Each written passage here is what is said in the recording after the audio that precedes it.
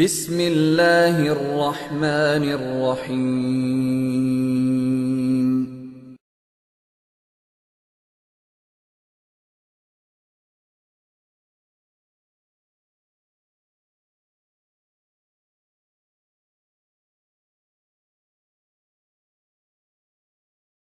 کا اظہار کریں کہ انشاءاللہ ہم آپ کے ساتھ ہیں۔ تو اب میرے دوستو عظیم شخصیت آنے والی، آپ حضرات سے گزارش ہے کہ نعروں کا استقبال کیجئے۔ نعرہ تکبیر! میرے دوستو کبیر والا تک آواز بجانی چاہیے۔ نعرہ تکبیر! حضرت مولانا محمد الیاس قمر! حضرت مولانا محمد الیاس قمر! مجاہد ملت حضرت مولانا محمد الیاس قمر!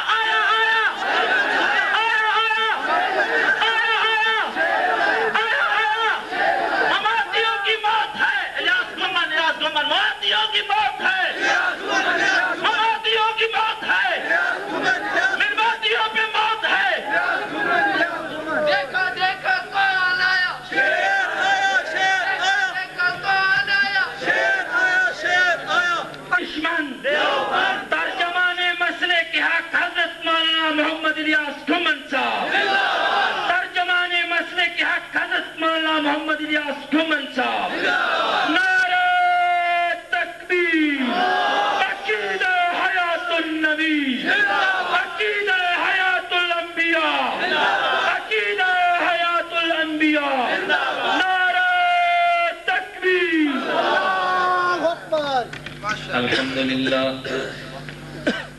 الحمدللہ نحمده ونستعینه ونستغفره ونؤمن به ونتوكل عليه ونعوذ بالله من شرور أنفسنا ومن سيئات أعمالنا من يهده الله فلا مضل له ومن يضلل فلا هادي له ونشهد أن لا إله إلا الله وحده لا شريك له ونشهد أن سيدنا ومولانا محمدا عبده ورسوله أما بعد فأعوذ بالله من الشيطان الرجيم بسم الله الرحمن الرحيم ولا تقولوا لمن يقتل في سبيل الله أموات بل أحياء ولكن لا تشعرون وقال النبي صلى الله عليه وسلم إن الله حرم على الأرض أن تأكل أجساد الأنبياء وقال النبي صلى الله عليه وسلم نبي الله حي يرزق وقال النبي صلى الله عليه وسلم ما من أحد يسلم علي إلا رد الله علي روحي فأرد عليه السلام وقال النبي صلى الله عليه وسلم إن لله ملائكة سياحين في الأرض يبلغوني من أمة السلام وقال النبي صلى الله عليه وسلم من صلى علي إلا قبري سمعته ومن صلى علي نائيا فقد أبلغته وقال النبي صلى الله عليه وسلم الأنبياء أحياء في قبورهم يصلون اللهم صل على محمد وعلى آل محمد كما صليت على إبراهيم وعلى آل إبراهيم إنك حميد مجيد اللهم بارك على محمد وعلى آل محمد كما باركت على إبراهيم وعلى آل إبراهيم إنك حميد مجيد جا زندگی مدینہ سے جوں کے ہوا کے لا جا زندگی مدینہ سے جھونکے ہوا کے لا، شاہد کے حضور خفا ہیں منا کے لا، جا زندگی مدینہ سے جھونکے ہوا کے لا، شاہد کے حضور خفا ہیں منا کے لا، کچھ ہم بھی اپنا چہرہ باطن سوار لیں، ابو بکر سے آئین عشق و وفا کے لا، دنیا مسلمہ پہ بہت ہی تنگ ہو گئی، فاروق اعظم کے دور کے وہ نقشے اٹھا کے لا، جن سے گناہ نے ہمیں محروم کر دیا، عثمان کے وہ زاویے شرم و حیا کے لا، مغرب کی گلیوں میں مارا مارا نہ پھر اے گدائے علم، دروازہ علم سے خیرات جا کے لا، نام محمد سے دلوں کو سرور ملتا ہے، نام محمد سے دلوں کو سرور ملتا ہے، نگاہ فکر کو تازہ شعور ملتا ہے، نصیب کیسا بھی ہو واسطہ احمد کا دے کے، نصیب کیسا بھی ہو وسیلہ محمد کا دے کے، خدا سے جو بھی مانگے ضرور ملتا ہے۔ معزز علماء کرام، میرے نہایت واجب الاحترام بزرگوں، مسلک اہل سنت والجماعت سے تعلق رکھنے والے وجود نوجوان دوستوں اور بھائیوں، آج 8 مئی 2011 کو آپ حضرات کے شہر میاں والی میں تحریک احیاء سنت کے زیر اہتمام پہلی سالانہ حیات النبی صلی اللہ علیہ وسلم کانفرنس منعقد ہوئی ہے۔ اللہ رب العزت کے سلسلے کو مسلسل جاری رکھنے کی توفیق عطا فرمائے۔ حضرت صاحبزادہ صاحب اور جن علماء نے اور آپ میں سے جن حضرات نے اس کے لیے کوشش فرمائی ہے، اللہ رب العزت ان کو شایان شان اجر عظیم عطا فرمائے اور حیات النبی صلی اللہ علیہ وسلم کی برکت سے قیامت کے دن اپنے پیغمبر کی شفاعت عطا فرمائے۔ ہمارے آج کے جلسے کا عنوان حیات النبی صلی اللہ علیہ وسلم ہے۔ میں آپ حضرات کی خدمت میں 3 باتیں عرض کروں گا۔ نمبر 1 مسئلہ حیات النبی کیا ہے، نمبر 2 حیات النبی کے دلائل کیا ہیں، نمبر 3 منکر حیات النبی کا حکم کیا ہے۔ میں نے 3 باتیں آپ کو سمجھانی ہیں، اگرچہ بیان کافی دیر سے شروع ہوا، بس اوقات سٹیج کے بعض تقاضے ہوتے ہیں کہ بیان شروع کرنے میں دیر لگ جاتی ہے۔ آپ ذرا ذہن نشین فرما لیں کہ ملک بھر میں کوئی بھی ایسا جلسہ نہیں کہ جس جلسے میں آپ کا یہ خادم تاخیر سے پہنچا ہو۔ میں بحمد اللہ تعالی ہر جلسے میں بر وقت پہنچتا ہوں، کسی میسج کسی غلط افواہ کا نہ کبھی پرواہ کیا ہے نہ کبھی کرتے ہیں، اور نہ ہی افواہیں ہمارا کچھ بگاڑ سکتی ہیں۔ یہاں آنے پر مجھے کئی احباب نے فون کیے، میں نے کہا بھی آپ کے فونوں سے نہ میں متاثر ہوتا ہوں نہ میں آپ کے فون سے ڈرتا ہوں، یہ میرا ملک بھر کا روزانہ کا کام ہے۔ اللہ رب العزت اپنے محبوب کی اس خدمت کو قبول فرمائے تو مولا کریم کا ہمارے اوپر بہت بڑا احسان ہوگا۔ جہاں تک سٹیج سے آپ کے سامنے چیلنج کی قبول کرنے کا سلسلہ چلا ہے، میں ایک بات شروع میں کہہ دیتا ہوں، بار بار اس بات کا دہرانا مناسب نہیں ہے۔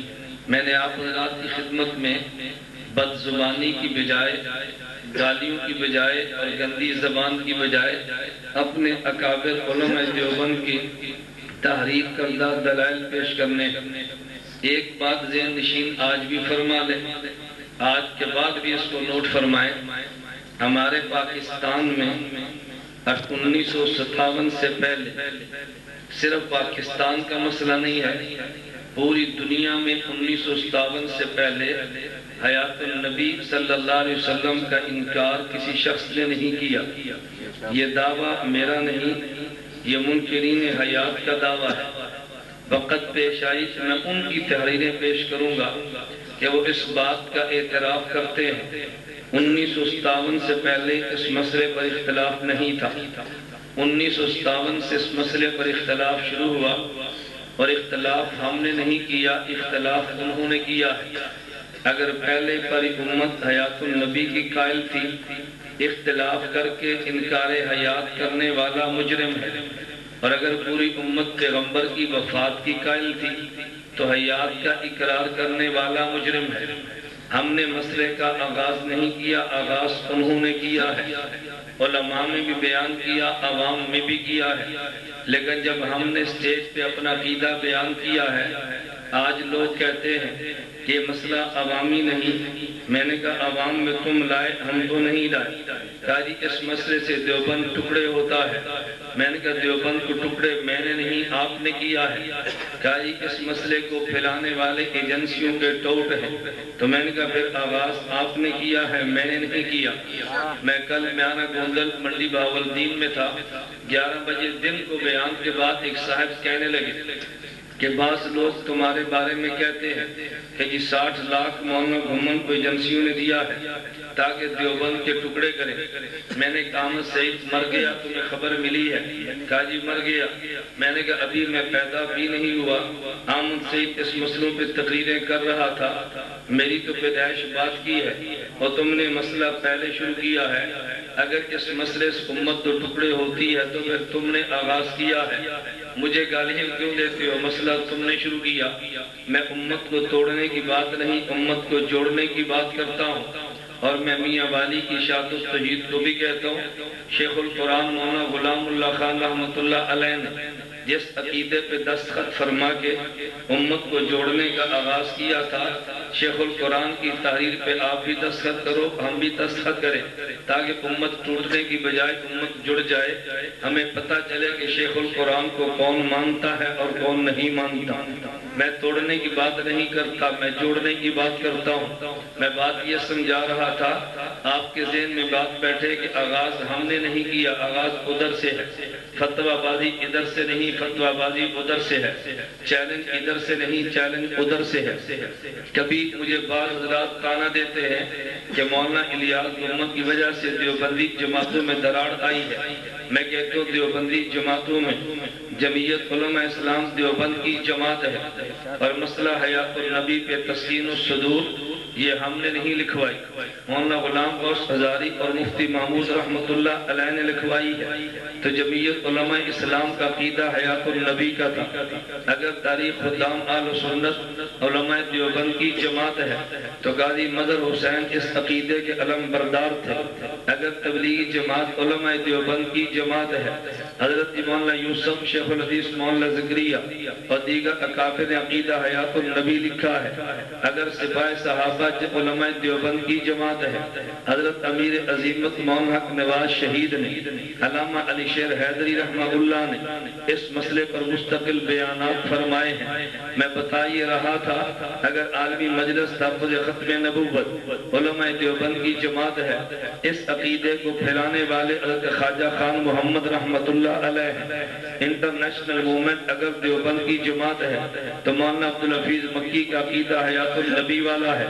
میں تو اتحاد اہل سنت والا، میں تو آرام سے بات کہتا ہوں، تبلیغی جماعت اہل سنت ہے، سپاہ صحابہ اہل سنت ہے، تاریخ خدام اہل سنت ہے، جمعیت علماء اسلام اہل سنت، یہ ساری جماعتیں اہل سنت ہیں، اور ان کی ترجمان اتحاد اہل سنت والجماعت ہے۔ ہماری مستقل جماعت نہیں ہے، ان جماعتوں کی ترجمانی کرنا ہمارا کام ہے۔ میں بتا یہ رہا تھا کہ دیوبند کی ساری جماعتوں کا یہ نظریہ ہے۔ وفاق المدارس العربیہ پاکستان دیوبند کی جماعت ہے، تو مولانا سلیم اللہ خان رحمۃ دامت برکاتہم زندہ ہیں، ان سے پوچھو کہ دیوبند کا عقیدہ کسے کہتے ہیں، وہ بھی حیات النبی والے ہیں۔ ایک جماعت پاکستان میں بتاؤ جو دیوبند کی جماعت ہو اور اس کا عقیدہ حیات النبی کا نہ ہو، تو میرے دوست پھر مان لے دیوبند سے تو نکلا ہے، دیوبند سے میں نہیں نکلا۔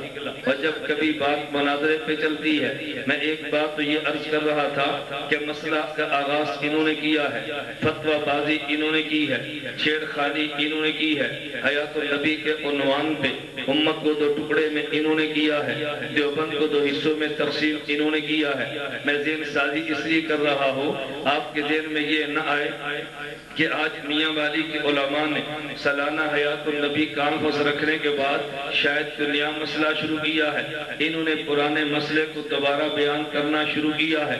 اگر یہ بیان نہ کرتے تو لوگ سمجھتے کہ شاید عقیدہ برحق وہ ہے۔ ان حضرات نے جرأت سے کام لیا اور سالانہ کانفرنس کا آغاز کر دیا ہے۔ ہم امت کو دلائل کے ساتھ اسی جگہ پہ ہر سال بتاتے رہیں گے کہ حیات النبی کا عقیدہ کن کا ہے۔ نمبر 2 بات، جہاں تک مناظرے کی بات چلتی ہے، کبھی ادھر سے چیلنج کبھی ادھر سے چیلنج، میں بتا یہ رہا تھا کہ اشاعت التوحید اس مسئلے کا آغاز کیا ہے۔ میری بات کو تحریری طور پہ نوٹ فرما لو۔ اتحاد اہل سنت والجماعت کے امیر کا نام مولانا منیر احمد منور ہے۔ اتحاد اہل سنت والجماعت کے ناظم اعلیٰ کا نام محمد الیاس بھومن ہے۔ میں آج بھی کہتا ہوں اگر کسی کو مناظرے کا شوق ہو تو پورا کرے، مگر مناظریاں نہ کرے، مناظرہ کرے۔ مناظریاں کرنا لڑکیوں کا کام ہے، مناظرے کرنا مردوں کا کام ہے۔ تو غیرت سے کام لے، اپنے امیر کو لا، میرا امیر آئے گا، اپنے ناظم اعلیٰ کو لا، میں خود لاؤں گا۔ اگر تیرا امیر اور ناظم اعلیٰ نہیں آ سکتا اور میں قسم اٹھا کر کہوں گا تو میری قسم کو توڑ نہیں سکتا، تیرے امیر نے بھی نہیں آنا، تیرے ناظم اعلیٰ نے بھی نہیں آنا۔ پھر دوسری صورت یہ ہے اشاعت التوحید کا لیٹر پیڈ ہو، اس میں تیرے عقیدہ درج ہو، عقیدے کے منکر کا حکم درج ہو، تیری جماعت کا امیر اور ناظم اعلیٰ کسی بندے کو نامزد کر دے جس کی فتح شکست پوری جماعت کی فتح شکست ہو۔ جو تاریخ تو طے کرے گا وہ تاریخ میرے لیے قابل قبول ہوگی، جو جگہ تو طے کرے گا وہ جگہ میرے لیے قابل قبول ہو۔ للکار ہے، للکار ہے۔ بیٹھ جو نعرے چھوڑے، آپ نے پورے میرے جلسے کے دوران نعرہ نہیں مارنی، میں نے آپ حضرات کی جذبات سے کھیلنا نہیں ہے، میں نے بات سمجھانی ہے۔ جو بات مجھے کہلوانی پڑی میں آپ کو خود ساتھ بنواؤں گا۔ آپ نے میرے پورے جلسے کے دوران نعرہ نہیں لگانا۔ میں اکثر ایک بات اپنی عوام کی خدمت میں عرض کرتا ہوں، ایک جلسہ خطیب کا ہوتا ہے، ایک جلسہ وکیل کا ہوتا ہے۔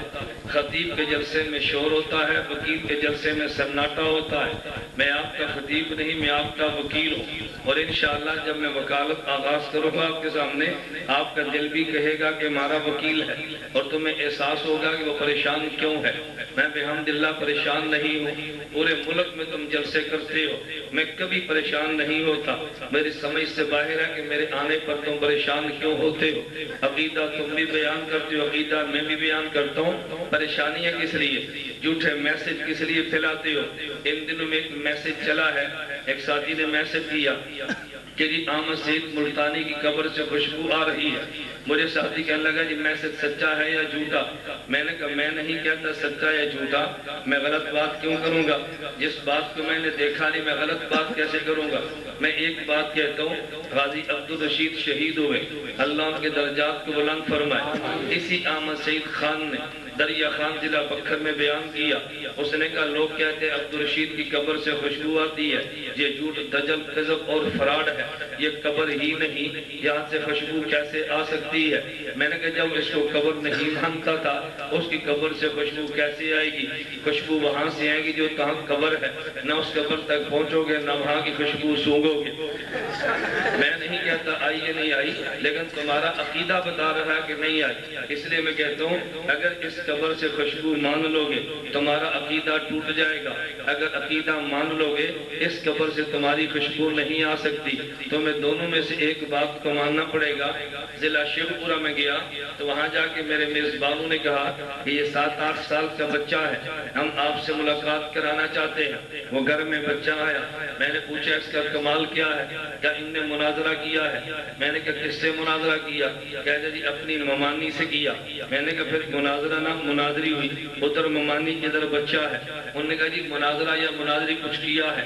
میں نے کہا بیٹا کیا مناظرہ کیا؟ کہا تمہاری سیڑھیاں سنتا ہے، کیسٹیں سنتا ہے۔ اس نے ممانی سے بات کی، اس کا ماموں مقلد ہے اور ممانی غیر مقلدن ہے، تو ممانی جب آئی اس نے مسئلہ چھیڑا، تم رفع دین کیوں نہیں کرتے؟ آمین آنکھ اونچی آواز سے کیوں نہیں کہتے؟ ٹانگیں چوڑی کر کے نماز کیوں نہیں پڑھتے؟ اس لڑکے نے ممانی سے کہا امامی ایک بات پہ مناظرہ کرتے ہیں، مناظرہ پہلے تقلید پہ کر لیں۔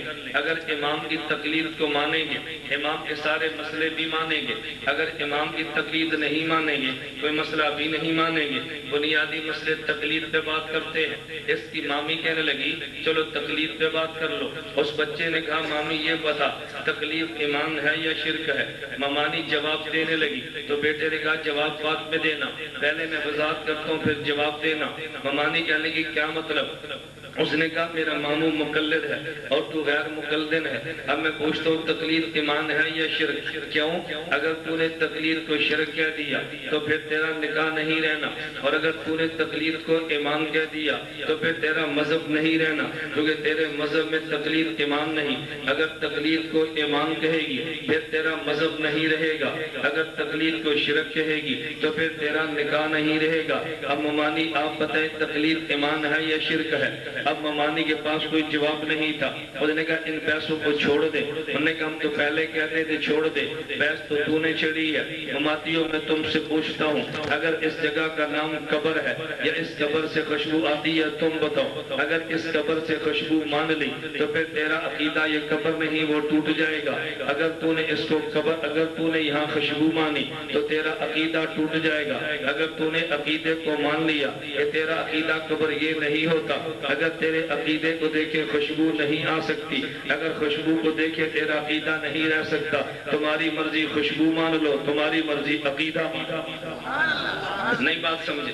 مماتی کا عقیدہ کہ یہ قبر نہیں، قبر وہ جو علیین یا سجین میں۔ اب تم کہتے اس قبر سے خوشبو آتی ہے، اگر اس سے خوشبو آتی ہے تو پھر علیین سجین والا عقیدہ ختم ہو گیا، اور اگر قبر وہ ہے تو پھر یہاں سے خوشبو کیوں آتی ہے؟ جب یہ جنت کا باغ ہے نہیں خوشبو کیسے آئی ہے؟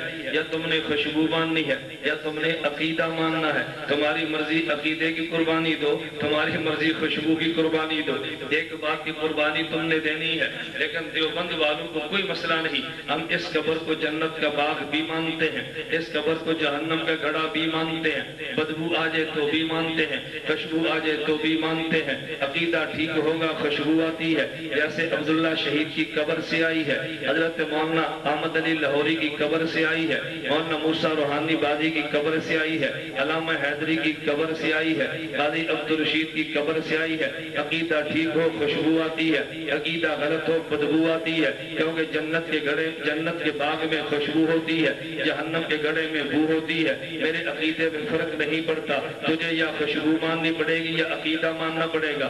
اب کل سے میں صرف سوچ کے بنانا کہ میسج کیا دینا ہے، تو بات سمجھے؟ اب کل تم فیصلہ کرنا ہم نے میسج کون سا دینا ہے۔ میں نے آپ سے گزارش کی ہے کہ میں فتوے بازی نہیں کر رہا، میں تمہیں موٹی سی بات کہتا ہوں، اگر مناظرے کا شوق ہے ہماری کتنی شرطیں ہیں؟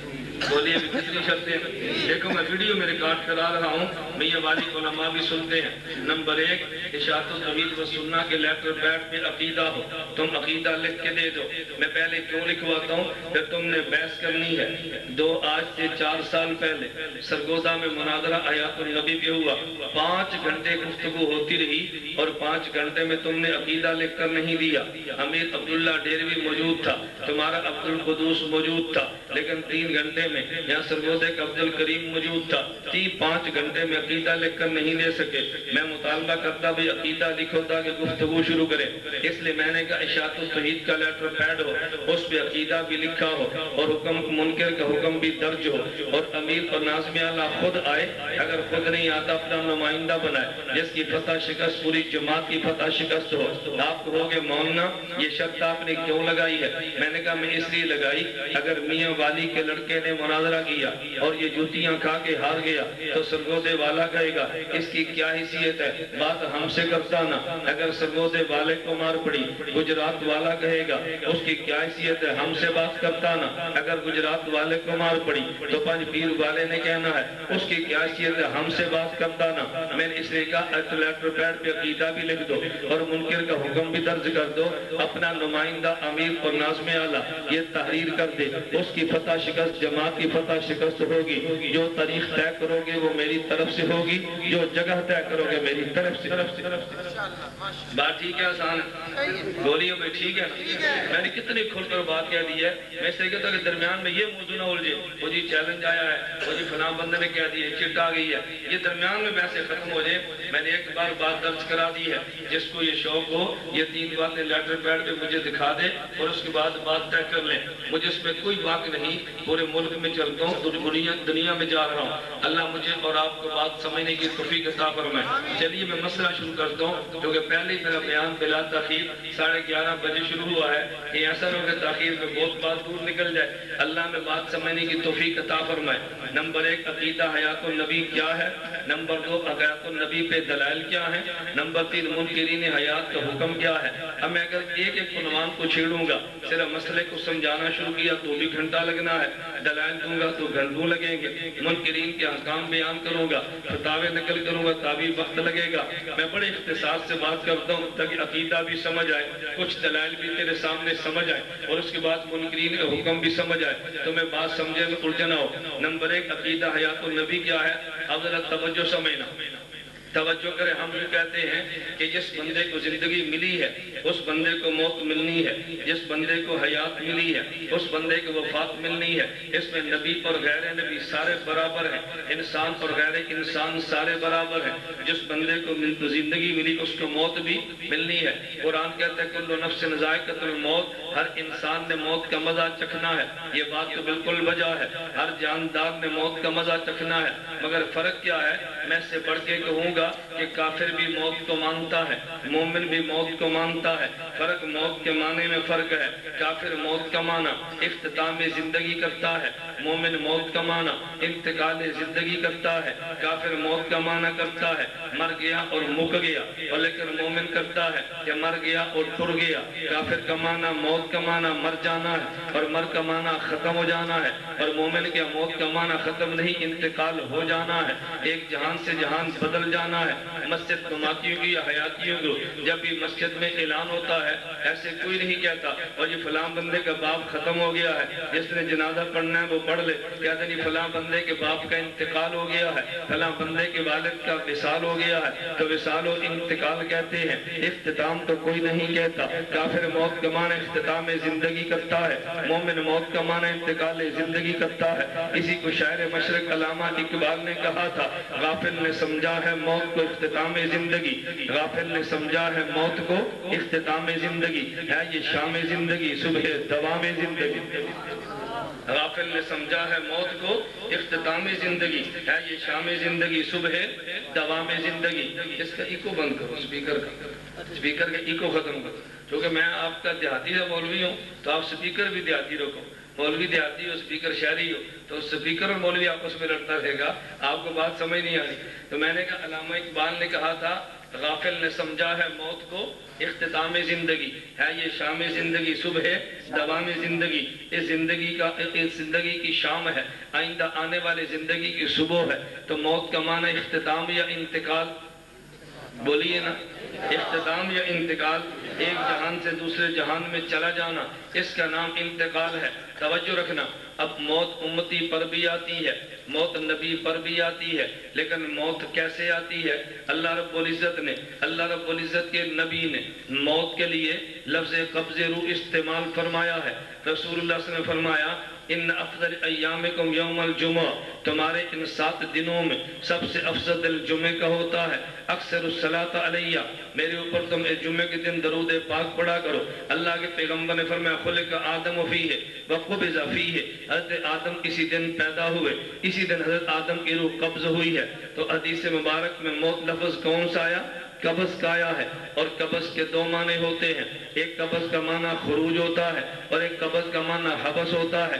خروج کا معنی نکل جانا ہے اور حبس کا معنی سمٹ جانا ہے۔ توجہ، ایک خروج کا معنی نکل جانا ہے اور حبس کا معنی، بولیے نا، حبس کا معنی سمٹ جانا ہے۔ قبض کے دو معنی آتے ہیں، میں سمجھانے کے لیے آپ کو مثال دوں گا، آپ ذرا میری طرف دیکھیں، میں مثال لے کر بات کہنے لگا ہوں۔ یہ اس وقت مثلا یہ میرے ہاتھ میں چابی ہے، اب کبھی کہتے ہیں عربی زبان میں یوں کہیں گے، کہتے ہیں بسط یدہ، فلاں بندے نے ہاتھ پھیلا دیا ہے، اور کہتے ہیں قبض یدہ، اس بندے نے ہاتھ کو سمیٹ لیا ہے، تو پھیلانے کو بسط کہتے ہیں، سمیٹ دینے کو قبض کہتے ہیں، سمیٹ دینے کو قبض کہتے ہیں، تو سمیٹنے کو قبض کہتے ہیں۔ اس سمیٹنے کا نام حبس ہوتا ہے، اس لیے کبھی قبض کا معنی حبس ہوتا ہے اور کبھی قبض کا معنی خروج ہوتا ہے۔ میں یوں کہوں گا کہ مثلا میں نے ان سے کا موبائل تھا، یہ میں نے لے لیا ہے، آپ پوچھے گا بھی موبائل کہاں ہے، کہتے ہیں مولانا الیاس گمن کے قبضے میں ہے، کہیں گے نا مولانا کے قبضے میں ہے۔ قبضے کا معنی موبائل پہلے ان کے پاس تھا، اب موبائل میرے پاس ہے، ان سے موبائل ان کی جیب سے نکلا ہے تو میرے ہاتھ میں آیا ہے۔ جب کوئی چیز نکل جائے اسے بھی قبض کہتے ہیں، اور جب اس کو سمیٹ دے اسے بھی قبض کہتے ہیں۔ قاسم العلوم والخیرات مولانا محمد قاسم نانوتوی، اللہ ان کی قبر پہ کروڑوں رحمتیں نازل فرمائے، مولانا قاسم نانوتوی فرماتے کہ دیکھو قبض کے دو معنی ہیں، ایک معنی خروج روح ہے اور ایک معنی حبس روح ہے۔ جب امتی کی روح نکلتی ہے تو خروج روح کی شکل میں جاتی ہے، اور جب نبی کی وفات آتی ہے تو پھر حبس روح کی شکل میں آتی ہے۔ امتی کی روح نکل جاتی ہے اور نبی کی روح سمٹ جاتی ہے۔ ہم نے پوچھا کہ معنی کہاں سے لیا ہے، مولانا قاسم نانوتوی عجیب مثال دیتے ہیں، فرمایا دیکھو ایک موت ہے اور ایک نیند ہے، موت اور نیند آپس میں بہنے ہیں، نبی کی نیند الگ ہے، امت کی نیند الگ ہے۔ میرے پیغمبر کی نیند کیا ہے؟ صحیح بخاری کی روایت ہے، نبی پاک صلی اللہ علیہ وسلم سوئے ہیں، نبی اٹھے اور بغیر وضو کے نماز پڑھی ہے۔ امی عائشہ نے پوچھا یا رسول اللہ، آپ سو کر اٹھے، آپ نے وضو نہیں کیا، بغیر وضو کے آپ نے نماز شروع کر دی ہے۔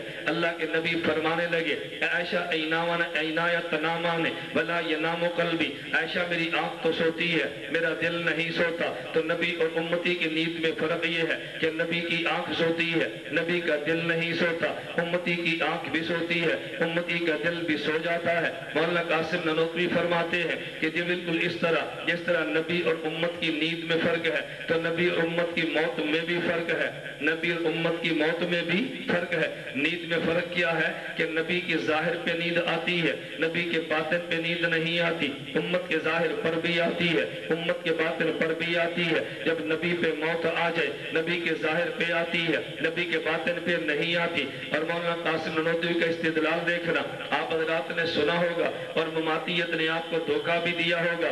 صحیح بخاری کا حوالہ دیا، کہتا ہے نبی پاک صلی اللہ علیہ وسلم وفات پا گئے ہیں، عمر بن خطاب رضی اللہ عنہ ہے، عمر بن خطاب نے فرمایا کہ دیکھو اگر کسی نے کہا اللہ کے نبی وفات پا گئے ہیں تو میں نہیں مانتا، اللہ کے نبی فوراً اٹھیں گے، ہاتھ اور پاؤں کاٹ کے رکھ دیں گے، تو یہ نہ کہنا میرے نبی وفات پا گئے ہیں۔ صدیق اکبر نے آگے فرمانے لگے من کان یعبد اللہ فإنہ حی لا یموت ومن کان یعبد محمدا فإن محمدا قد مات، جو خدا کی عبادت کرتا ہے زنو خدا زندہ رہے گا، اور جو نبی کی عبادت کرتا ہے حضرت محمد وفات پا گئے ہیں۔ کہتے عمر بن خطاب کو مسئلہ سمجھ آیا، میں نے کہا ان کو سمجھ آیا مگر تجھے سمجھ نہیں آیا۔ حضرت عمر کو مسئلہ سمجھ آیا، تجھے مسئلہ سمجھ میں توجہ۔ میں ایک بات کہتا ہوں، اب مجھے بتاؤ، سب صحابہ کہتے ہیں اللہ کے نبی وفات پا گئے، عمر بن خطاب کیا فرماتے ہیں؟ حضرت عمر کیا فرماتے ہیں؟ زندہ ہیں۔ بھائی اتنی موٹی سی بات حضرت عمر کو سمجھ نہیں آ سکتی، اتنی موٹی سی بات، وہ کیا کہتے ہیں وفات پا گئے، عمر کیا فرماتے ہیں؟ زندہ ہے۔ اس کا مطلب کیا تھا؟ حجت اللہ فی الارض رئیس المناظرین، حضرت مولانا محمد امین اکاڑوی رحمۃ اللہ فرماتے اصل مسئلہ سمجھیں کہ جو حضرت عمر کا اشکال کیا تھا وہ سمجھیں۔ وہ اشکال سمجھنے کے لیے ایک حدیث مبارک سنیں، نبی پاک صلی اللہ علیہ وسلم سو رہے تھے، خواب میں دو فرشتے آئے، ایک فرشتے نے کہا نبی جاگ رہے ہیں، دوسرے نے کہا نبی سو رہے ہیں۔ ایک نے کہا نبی پاک جاگ رہے ہیں اور دوسرے نے کہا نبی پاک سو رہے ہیں۔ اللہ کے نبی جب نیند سے بیدار ہوئے، اللہ کے نبی نے صحابہ کو سمجھایا، آج میں سویا تھا دو فرشتے آگے، ایک نے کہا حضور سو رہے ہیں، ایک نے کہا جاگ رہے ہیں۔ اللہ کے نبی نے فرمایا کہ دونوں ٹھیک کہتے ہیں، جس نے میری آنکھ کو دیکھا ہے وہ کہتا ہے نبی سو رہے ہیں، اور جس نے میرے دل کو دیکھا ہے وہ کہتا ہے نبی جاگ رہے ہیں۔ حضرت اکاڑوی فرماتے صحابہ نبی کی آنکھ کو دیکھا، کہا جی حضور وفات پا گئے ہیں، عمر نے دل کو دیکھا، کہا حضور زندہ ہیں، کہا حضور زندہ ہیں۔ صحابہ کی نگاہ حضرت رسول کی آنکھ پر ہے، عمر کی نگاہ نبی کے دل پر ہے، عمر کی نگاہ نبی کے، صدیق اکبر کی نگاہ آنکھ پر بھی ہے، صدیق اکبر کی نگاہ دل پر بھی ہے۔ ابو بکر صدیق سے زیادہ حضور کا مزاج کون جانتا ہے؟ اب صدیق اکبر نے یوں سمجھا، توجہ رکھنا بھائی، نبی کے دل پر نیند آتی ہے؟ بولیے نا، نبی کی آنکھ پر، لیکن جب نبی سو جائے تو کیا کہتے ہیں؟ نبی جاگ رہے یا سو رہے؟ بولیے نا، مسئلہ سمجھو کیا کہتے ہیں؟ باوجود اس کے کہ نبی کا دل جاگتا ہے لیکن کہتے ہیں نبی سو رہے ہیں۔ صدیق اکبر نے سمجھایا، عمر اگر نبی کا دل زندہ بھی ہو، کہنا پھر بھی یہ ہے کہ نبی وفات پا گئے ہیں۔ جیسے نبی کی نیند اتنی ہوتی ہے، نبی کی وفات بھی اتنی ہوتی ہے۔ جیسے نبی کی نیند اتنی ہوتی ہے، نبی کی وفات بھی اتنی ہوتی ہے۔ صدیق نے سمجھایا تو مسئلہ سمجھ آ گیا، لیکن تجھے مسئلہ سمجھ میں نہیں آیا۔ میں بات یہ بتا رہا تھا، ایک خروج روح اور ایک حبس روح، ایک خروج روح ایک حبس روح۔ دیکھو کتنی دیانت کی بات ہے، میں خروج روح حبس روح سمجھا رہا ہوں کہ نہیں؟ ابھی جس مولوی کا نام لے رہے تھے، میں نام ہر کسی کا اسٹیج پہ لیتا نہیں، میری عادت نہیں، ابھی جس کا نام لے رہے تھے، میری اس کی گفتگو مماتیوں کے گھر میں، گجرانوالا رہوالی موری شفقت مماتی کے گھر میں گفتگو ہوئی ہے۔ میں نے پوچھا تیرا نام کیا ہے؟ کہتا ہے عبداللہ۔ نام کیا کہتا ہے؟ آج لوگ پوچھتے ہیں کہ جب مولانا گمر سے تو ملا تھا، آج کہتا ہے ملاؤ تو 15,000 دوں گا، جب یہ تمہارے گھر تم سے بحث کے لیے آیا تھا تو نام کیوں نہیں بتایا تھا؟ کہتا ہے اس لیے نہیں بتایا کہ میرا نام سن کے دوڑ نہ جائے۔ آیا تمہارے گھر میں اور نام سن کے دوڑ نہ جائے، کیا بات ہے؟ پوچھ لو، ان سے پوچھو، میں غلط نہیں کہتا۔ میں نے پوچھا نام کیا؟ کہتا ہے عبداللہ۔ گھر تمہارا ہے، گفتگو کے لیے میں آیا، نام تو نے نہیں بتایا۔ کہتا ہے میں نہیں بتایا کہ دوڑ نہ جائے، تمہارے گھر سے میں کیسے دوڑوں گا؟ آج تک تم میرے گھر میں نہیں آئے، میں تمہارے گھر میں گفتگو کرنے کے لیے آیا۔ تم نہیں آئے، میں تمہارے گھر گفتگو کرنے کے لیے آیا۔ اور میں آج بھی کہتا ہوں، اشاعت کے لیٹر پیڈ پہ عقیدہ لکھو، عقیدے کے منکر کا حکم لکھو، امیر ناظم اللہ کے دستخط کراؤ، تم پنج پیر مناظرہ طے کرو، میں آتا ہوں۔ تو گجرات مناظرہ طے کر، میں آتا ہوں، کوئی لکھ بات تو کام کی کرنا نہیں۔ جب مناظرہ ہوگا آپ سننا، میاں والی میں جلسہ ہوگا، پھر کہیں گے نہیں میں بھی ایک جماعت کا ناظم آلہ ہوں۔ میں نے کہا جب تقریر کی ہے تو اشاعت و توحید ہے، جب مناظرہ کیا تو جماعت بدل گئی ہے، پتہ اب جوتیاں پڑھنی ہے، اشاعت کا نہیں، کسی اور جماعت کا نمائندہ طے کرو۔ نہیں سمجھے بات؟ نہیں سمجھے؟ تمہیں بات نہیں سمجھ آنی۔ جب چیلنج ہوا ہے نا، اب کل پھر ہوگا، اور جی میری بھی ایک جماعت ہے، میں فلاں جماعت کا ناظم اللہ ہوں، میں بھی آگے ہوں۔ میں نے کہا جب تقریر کی تھی جماعت اور تھی، مناظرہ کی جماعت اور ہے۔ میں نے کہا جس جماعت کے اسٹیج پہ تقریر کی ہے اس جماعت کا نمائندہ بنو نا، کیوں نہیں بنتے؟ جماعت کہتی ہے نا تقریر اس سے کرا لو، اپنی جماعت کا نمائندہ بنا کے مناظرہ نہ کرانا۔ میں نے کہا وہ جماعت سمجھتی ہے، میں نے صرف گزارش کی یہ ورقے پھاڑ دو، اگر جب بھی تمہیں شوق ہو 3 شرطیں طے کرو اور طے کرو مناظرہ۔ مناظرہ یعنی پھر مناظرہ ہو، روز روز کی لڑائی ختم ہو، ایک دن مناظرہ ہو، قوم کے سامنے دلائل تو ہے۔ میں بتا رہا تھا پہلے یہ سمجھو کہ پیغمبر کی حیات کے بعد سمجھ آئی۔ اب میرا بیان دیر تک چلے تو آپ نے سونا نہیں ہے، کیونکہ میں تو وقت پہ ہے نا، دیر سے بیان میرا شروع کرایا ہے، میرا قصور نہیں ہے، توجہ رکھیں۔ میں سمجھا رہا تھا کہ موت پیغمبر کی حیات کیا ہے۔ میں نے کہا موت امتی پر بھی آتی ہے، امتی اور نبی پر بھی آتی ہے۔ مولانا قاسم نانوتوی فرماتے ہیں امتی پر موت کا معنی روح نکل گئی ہے اور نبی پر موت کا معنی روح سمٹ گئی ہے۔ امتی پر حیات کا معنی روح آ گئی ہے اور امت نبی میں حیات کا معنی کہ روح پھیل گئی ہے۔ یہ مولانا قاسم نانوتوی فرما رہے ہیں۔ میں کہتا ہوں ہاں میرے اکابر دونوں قسم کے تھے، کسی نے پیغمبر کی حیات کو، پیغمبر کی موت کو خروج روح کی صورت میں مانا ہے، کسی نے پیغمبر کی موت کو حبس روح کی صورت میں مانا ہے۔ میں جو بات کہہ رہا تھا یہ مولوی کہنے لگا جب سے کتنا جھوٹ بولتے ہیں، کہتے ہیں میں نے مولانا گھمر سے پوچھا کہ موت کی کیفیت کیا ہے، خروج روح یا حبس روح؟ کہتے ہیں اس کو پتہ ہی نہیں حبس روح کسے کہتے ہیں، یہ سمجھا کہ گرمی والا حبس ہے۔ میں نے کہا یار کچھ جہالت کی بھی انتہا ہوتی ہے، کوئی جھوٹ ایسا بولو کوئی جھوٹ بنے تو صحیح نہ۔ میں نے کہا پیغمبر کی موت امتی کی موت الگ ہے، چلیے موت آ گئی ہے، امتی قبر میں چلا گیا۔ توجہ رکھنا، اگر نبی پر وفات آئی، نبی قبر پہ چلا گیا ہے، فرشتہ قبر میں پوچھتا ہے من ربک من نبیک ما دینک، بتا تیرا رب کون ہے، بتا تیرا نبی کون ہے، بتا تیرا دین کیا ہے۔ امتی نے جواب دیا ربی اللہ، میرا رب اللہ ہے، نبی محمد صلی اللہ علیہ وسلم میرے نبی حضرت محمد ہے، دین اسلام ہو، میرا دین اسلام ہے۔ بات ذرا سمجھنا، جب تینوں سوالات کا جواب دیا، حدیث پاک میں ہے فَيُنَادِ مُنَادٍ مِّنَ السَّمَاءِ، پھر آسمان سے فرشتہ اعلان کرتا ہے اَفْرِشُوا لَهُ مِنَ الْجَنَّةِ، اس کو جنت کا بچھونا دے دو، البسوا لَهُ مِنَ الْجَنَّةِ، اس کو جنت کا لباس دے دو، وَافْتَحُوا لَهُ بَابًا إِلَى الْجَنَّةِ، میت یہاں رہتی ہے، جنت وہاں رہتی ہے، جنت کے دروازے کو کھول دو، فَيَأْتِيهِ مِن طِيبِهَا وَرَوْحِهَا، جنت کی خوشبو یہاں تک آتی ہے، جنت کی ہوا یہاں تک آتی ہے۔ پھر فرشتہ کہتا ہے نم کا نومت العروس، آج پہلی رات کی دلہن کی طرح سو جا، آج پہلی رات کی دلہن کی طرح سو جا۔ مجھے ایک بندے نے چٹ دی کہ مولوی صاحب کیا پہلی رات دلہن سوتی بھی ہے؟ میں نے کہا جب تیری شادی ہوگی تو پتہ چل جائے گا کہ سوتی ہے یا نہیں۔ فرشتہ کہتے ہیں نم کا نومت العروس، میں لطیفہ کو مولوی نہیں ہوں، میں کس سے سنا کر بات کو ٹالتا نہیں ہوں، لیکن میں کہتا ہوں ہاں ہاں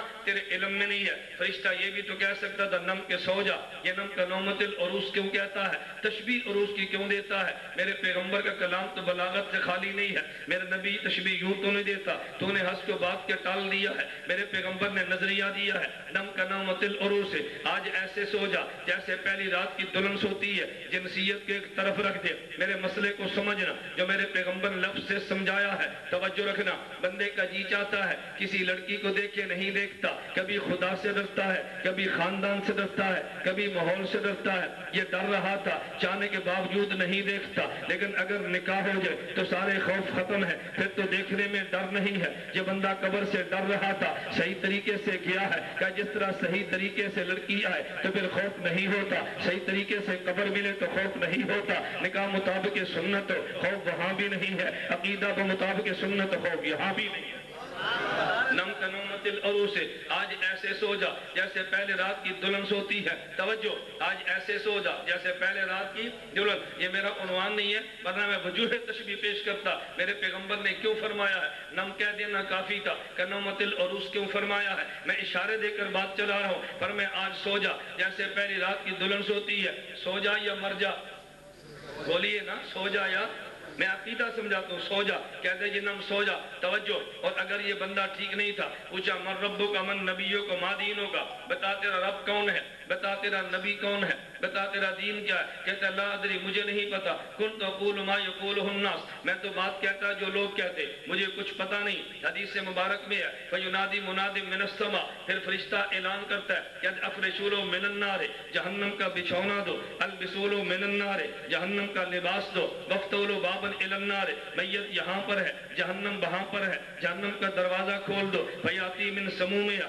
اس کے بعد جہنم کی گرم ہوا آتی ہے، آگے جو جملہ وہ سننے والا ہے کہتا ہے جہنم کی ہوا آتی ہے، پھر فرشتہ اسے بھی وہی بات کہتا ہے جیسے اسے کہا تھا نم کا نومت العروس، آج پہلی رات کی دلہن کی طرح سو جا، وہی جملہ یہاں پر بھی آتا ہے، وہی جملہ یہاں پر بھی آتا ہے، حتی یبصر من مرقدہ ذالک، وہاں بھی یہ تھا کہ فرشتہ کہتا ہے پہلی رات کی دلہن کی طرح سو جا، اللہ کے پیغمبر نے فرمایا کہ اس کو کوئی نہیں اٹھاتا، قیامت تک وہ سوتا رہے گا، یہ بھی قیامت تک سوتا رہے گا۔ اب ذرا میری بات کو توجہ سے سمجھنا کہ یہ پہلے جب قبر میں گیا ہے، حدیث مبارک میں موجود ہے تو عاد روحہ الی جسدی، اس کی روح کو قبر میں میت کی طرف لوٹا دیا جاتا ہے۔ یہ میرے پیغمبر کا بھی فیصلہ ہے، میرے قرآن کا بھی فیصلہ ہے، میرے امام اعظم ابو حنیفہ کا بھی فیصلہ ہے۔ الفقہ الاکبر امام اعظم نے لکھا ہے اعادۃ الروح الی الجسد فی قبرہ حق، قبر میں میت کے بدن کی طرف روح کا لوٹا دینا پر حق ہے۔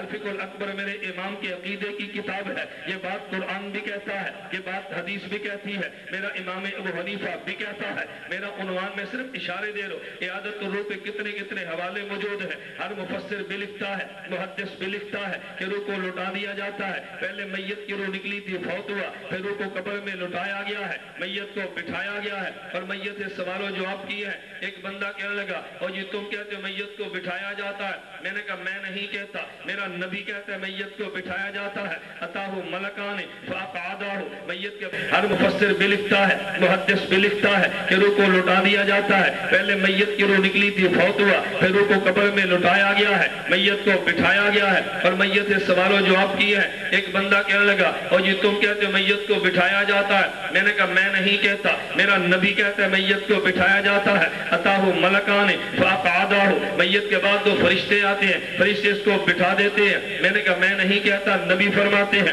میت کو بٹھایا جاتا ہے. کہتے ہیں ہم تو قبر میں دیکھتے ہیں, ہمیں تو کوئی بیٹھا ہوا نظر نہیں آتا. میں نے کہا دیکھ لے اور مان لے, اس کا نام ایمان نہیں ہے. نہ دیکھے اور پھر مانے, اس کا نام ایمان ہے. اگر دیکھنے کا نام ایمان تھا, چلیے میں قرآن سے پوچھتا ہوں. اللہ قرآن کریم میں فرماتے ہیں الم تر ان اللہ یسجد لہ من فی السماوات ومن فی الارض والشمس والقمر والنجوم والجبال والشجر والدواب. کیا تم نے دیکھا ہے آسمان والے سجدے خدا کو کرتے ہیں, زمین والے سجدے خدا کو کرتے ہیں, شمس و قمر سجدہ خدا کو کرتا ہے, ستارے سجدے خدا کو کرتے ہیں, پہاڑ سجدے خدا کو کرتے ہیں, درخت سجدے خدا کو کرتے ہیں, جانور بھی سجدے خدا کو کرتے ہیں. میاں والی کے لوگوں تم بتاؤ کبھی تم نے درختوں کو سجدے کرتے دیکھا ہے؟ بولیے نا. کبھی جانور کو سجدے کرتے دیکھا ہے؟ کبھی پہاڑ کو سجدے کرتا دیکھا ہے؟ پھر انکار کر دینا چاہیے کہ ہم نے دیکھا جو نہیں ہے. میں نے کہا نہیں دیکھا, پھر بھی مانتے ہیں اللہ کا فرمان ہے. میت کو قبر میں بیٹھے نہیں دیکھا, پھر بھی مانتے ہیں میرے محمد کا فرمان ہے. قرآن بھی ماننا ایمان ہے, میرے نبی کا فرمان ماننا بھی ایمان ہے. ہم قرآن بھی مانتے ہیں, امام پیغمبر کا فرمان بھی مانتے ہیں. توجہ, جو بات میں سمجھا رہا تھا, میت کی روح کو لٹا دیا گیا ہے, میت سے سوال و جواب ہوئے, پھر کیا کہا؟ نم سو جا. کیا کہا؟ توجہ رکھنا, کیا کہا؟ سو جا یا مر جا. تو یہ جو قبر میں پڑا ہوا ہے یہ سویا ہوا یا مویا ہوا؟ نہیں سمجھا, سویا یا مویا ہوا؟ یہ کس نے کہا؟ بولیے نا, کس نے کہا؟ اللہ کے نبی نے کیا فرمایا؟ فرشتہ کیا کہتا ہے؟ بولیے نا, سو جا. یہ سویا یا مویا؟ اب میں بات سمجھانے لگا ہوں. یہ ہے تو مویا لیکن کہاں سویا؟ ہے تو میت کہاں نائم؟ ہے تو موت کہاں نوم؟ کیوں فرمایا؟ آپ مدرسے میں دعائیں یاد کرتے ہیں, چٹے نہیں پڑھنی نہیں, میں پڑھوں گا. میں نے کہا چٹے میں پڑھوں گا, آپ نہ پڑھیں. آپ پڑھیں گے نا لڑکے, آپ کو دیکھیں کہ پتہ نہیں کیا ہو رہا ہے. میں چٹے پڑھوں گا انشاءاللہ. میں کہتا ہوں میاں والے کے دوستو, تم چٹے لکھنے کا شوق پورا کرو, میں جواب دینے کا شوق پورا کرو. آج لکھ کے شوق پورا کرو, تمہیں بھی اندازہ ہو. میں کہتا ہوں تمہیں بھی اندازہ ہو, لیکن جیسی آپ کی چٹ ہوگی ویسا میرا بیان ہوگا. چٹ نرم ہوگی جواب نرم ہوگا, چٹ گرم ہوگی جواب گرم ہوگا. میں تو بیان گرم نہیں کر رہا نا, چٹ گرم ہوگی تو پھر جواب گرم ہوگا. پھر یہ نہیں کہنا مولانا گھمن کا لہجہ گرم تھا, میں نے کہنا تیری چٹ کا سٹائل گرم تھا. آپ چٹ بڑی گرم لکھتے ہیں اور جواب آپ وہ نرم مانگتے ہیں نا, ایسا کبھی نہیں ہوگا. توجہ رکھنا, جو بات میں سمجھانے لگا ہوں. فرشتے نے کہا نم سو جا. سونے لگے, آپ دعا مانگتے ہیں اللہم بسمے کا. بولیے اللہم بسمے کا. اموتو کا مانا تو مرنے لگے یا سونے لگے؟ تو پھر مرنے کی دعا کیوں مانگتے ہو؟ تمہیں کہنا کہ اللہم بسمے کا انامو, اللہ میں تیرا نام لے کر سوتا ہوں. لیکن دعا مانگتے اللہم بسمے کا اموتو, اللہ میں تیرا نام لے کر مرتا ہوں یا سوتا ہوں؟ سونے لگا کہتا اموتو ہے. جب صبح اٹھا ہے تو دعا مانگتا ہے الحمدللہ الذی. بولیے الحمدللہ الذی. بھئی اگر دعائیں نہیں آتی تو کچھ دن تبلیغی جماعت میں لگا لو نا, تبلیغ کو گالیاں دینے کی بجائے وقت لگاؤ, تمہیں دعائیں تو آئیں. الحمدللہ الذی احیانا بعد ما. تو یہ احیانا بعد ما اماتنا کیوں ہے؟ فرمانا یوں چاہیے الحمدللہ الذی ایقظنا بعد ما انامنا. اللہ میں سویا تھا تو نے جگا دیا. کہتا ہے اللہ میں مویا تھا تو نے زندہ کر دیا. توجہ, پھر میرے پیغمبر نے سمجھا دیا کہ جب یہ قبر میں ہے مویا, کہتے ہیں نم سو جا. یہ سونے لگا ہے, کہتا ہے نہیں میں مرنے لگا ہوں. اس سے معلوم ہوا, حدیث مبارک سے پتا چلا, کبھی نوم کو موت کہتے ہیں, کبھی موت کو نوم کہتے ہیں. نہیں سمجھا؟ کبھی نوم کو موت کہتے ہیں, کبھی موت کو نوم کہتے ہیں. اللہ کے نبی نے مسئلہ سمجھایا کہ موت اور نوم کی کیفیت ایک جیسی ہوتی ہے. اگر تم نے موت کو سمجھنا ہے تو نوم کو سمجھو, اگر نوم سمجھ آ گئی تو میں موت سمجھ آ جائے گی. جب بندے پر نیند آتی ہے ذرا قرآن سے پوچھو نیند کی کیفیت کیا ہے. اللہ یتوفی الانفس حین موتہا واللتی لم تمت فی منامہا. اللہ فرماتے جب بندے پر موت آئے روح تب بھی نکل جاتی ہے, اور جب بندے پر نیند آئے روح تب بھی. بولیے نا, روح تب بھی. اب مجھے بتاؤ, جو بندہ سویا ہے روح اس کے اندر موجود نہیں ہے, لیکن یہ زندہ ہے یا نہیں؟ بولیے نا, زندہ ہے یا نہیں؟ اللہ کے نبی نے مسئلہ سمجھا دیا کہ جس طرح سونے والا اگر روح اندر نہ ہو تو تب بھی زندہ ہے, تو یہ جو قبر میں پڑا ہے اگر روح اندر نہ ہو تو تب بھی زندہ ہے. جس طرح تعلق روح سے نائم زندہ ہے, تعلق روح سے میت بھی زندہ ہے. جس طرح تعلق روح سے نائم زندہ ہے, تعلق روح سے میت بھی زندہ ہے. ایک بندہ کہتا ہے جی مجھے سمجھ نہیں آئی, میں نے کہا کیوں سمجھ نہیں آئی؟ کہتے دیکھو ہم نے سونے والے کا ہاتھ رکھا ہے، دل دھڑک رہا تھا، نبض دیکھیے چل رہی تھی، اور یہ کبھی مکھیاں ہلا رہا تھا، ہم نے دیکھ لیا ہے۔ تو میں نے کہا پھر کیا اشکال ہے؟ کہتا جی وہ زندہ ہے، ہمیں نظر نہیں آتا، وہ زندہ ہمیں۔ میں نے کہا اگر مشاہدے سے پتا چلے تو پھر ایمان کیسے ہے؟ اس کو تو زندہ کہتا ہے تیری آنکھ نے کہا ہے، قبر والے کو زندہ کہتا ہے تیرے نبی نے کہا ہے۔ اس کو زندہ کہتے تیری آنکھ نے کہا، اور قبر والا زندہ تیرے بولنا تیرے نبی نے فرمایا۔ تیری آنکھ کا نام مشاہدہ ہے، تیرے نبی کے فرمان کا نام ایمان ہے۔ اگر آنکھ سے بات نظر آئے اور کوئی نہ مانے اسے اندھا کہتے ہیں، اور نبی کی بات موجود ہو کوئی نہ مانے پہ ایمان کہتے ہیں۔ کیا کہتے ہیں؟ نہیں سمجھے کیا کہتے ہیں؟ اگر یہ بندہ سویا ہوا تھا، نبض چل رہی ہے، دل کی دھڑکنیں کام کرتی ہے، خون کی گردش جاری ہے، ایک بندہ کہتا ہے بھائی یہ زندہ ہے، ہم کہتے ہیں زندہ ہے، وہ نہیں مانتا، ہم کہتے ہیں یار تو اندر ہے، تجھے نظر نہیں آ رہا، تجھے نظر نہیں آ رہا، دیکھ سانس لیتا ہے، تجھے نظر نہیں آتا، اس کی حرکت کام کرتی ہے، تو اندھا ہے۔ لیکن جب قبر والے کو دیکھے اور کہ جی میں نہیں مانتا، تو پھر یہ نہیں کہتے اندھا ہے، پھر کہتے تو بے ایمان ہے۔ یہ اس کی حیات کو آنکھ بتاتی ہے، اس کی حیات کو نبی کی زبان بتاتی ہے۔ آنکھ کا انکار کرے تو اندھا ہوتا ہے، نبی کی زبان کا انکار کرے تو بے ایمان ہوتا ہے۔ میں نے کہا قبر والے کی حیات کو نبی نے سمجھایا، لیکن جب پیغمبر قبر میں گئے ہیں، اعادہ روح کا مسئلہ نہیں ہے، سوال و جواب بھی نہیں ہے، نیند کا مسئلہ بھی نہیں ہے، یہ بات میں نہیں کہتا، یہ بات بخاری میں موجود ہے، سب جلد نمبر 1 صفحہ نمبر 518 حاشیے پر اٹھا کے دیکھ لے۔ کہتا ہے نبی کا معاملہ الگ تھا، یہ سونے والے کا معاملہ الگ تھا۔ جب سونے والے کی باری آئی اس کو نائم کہا ہے،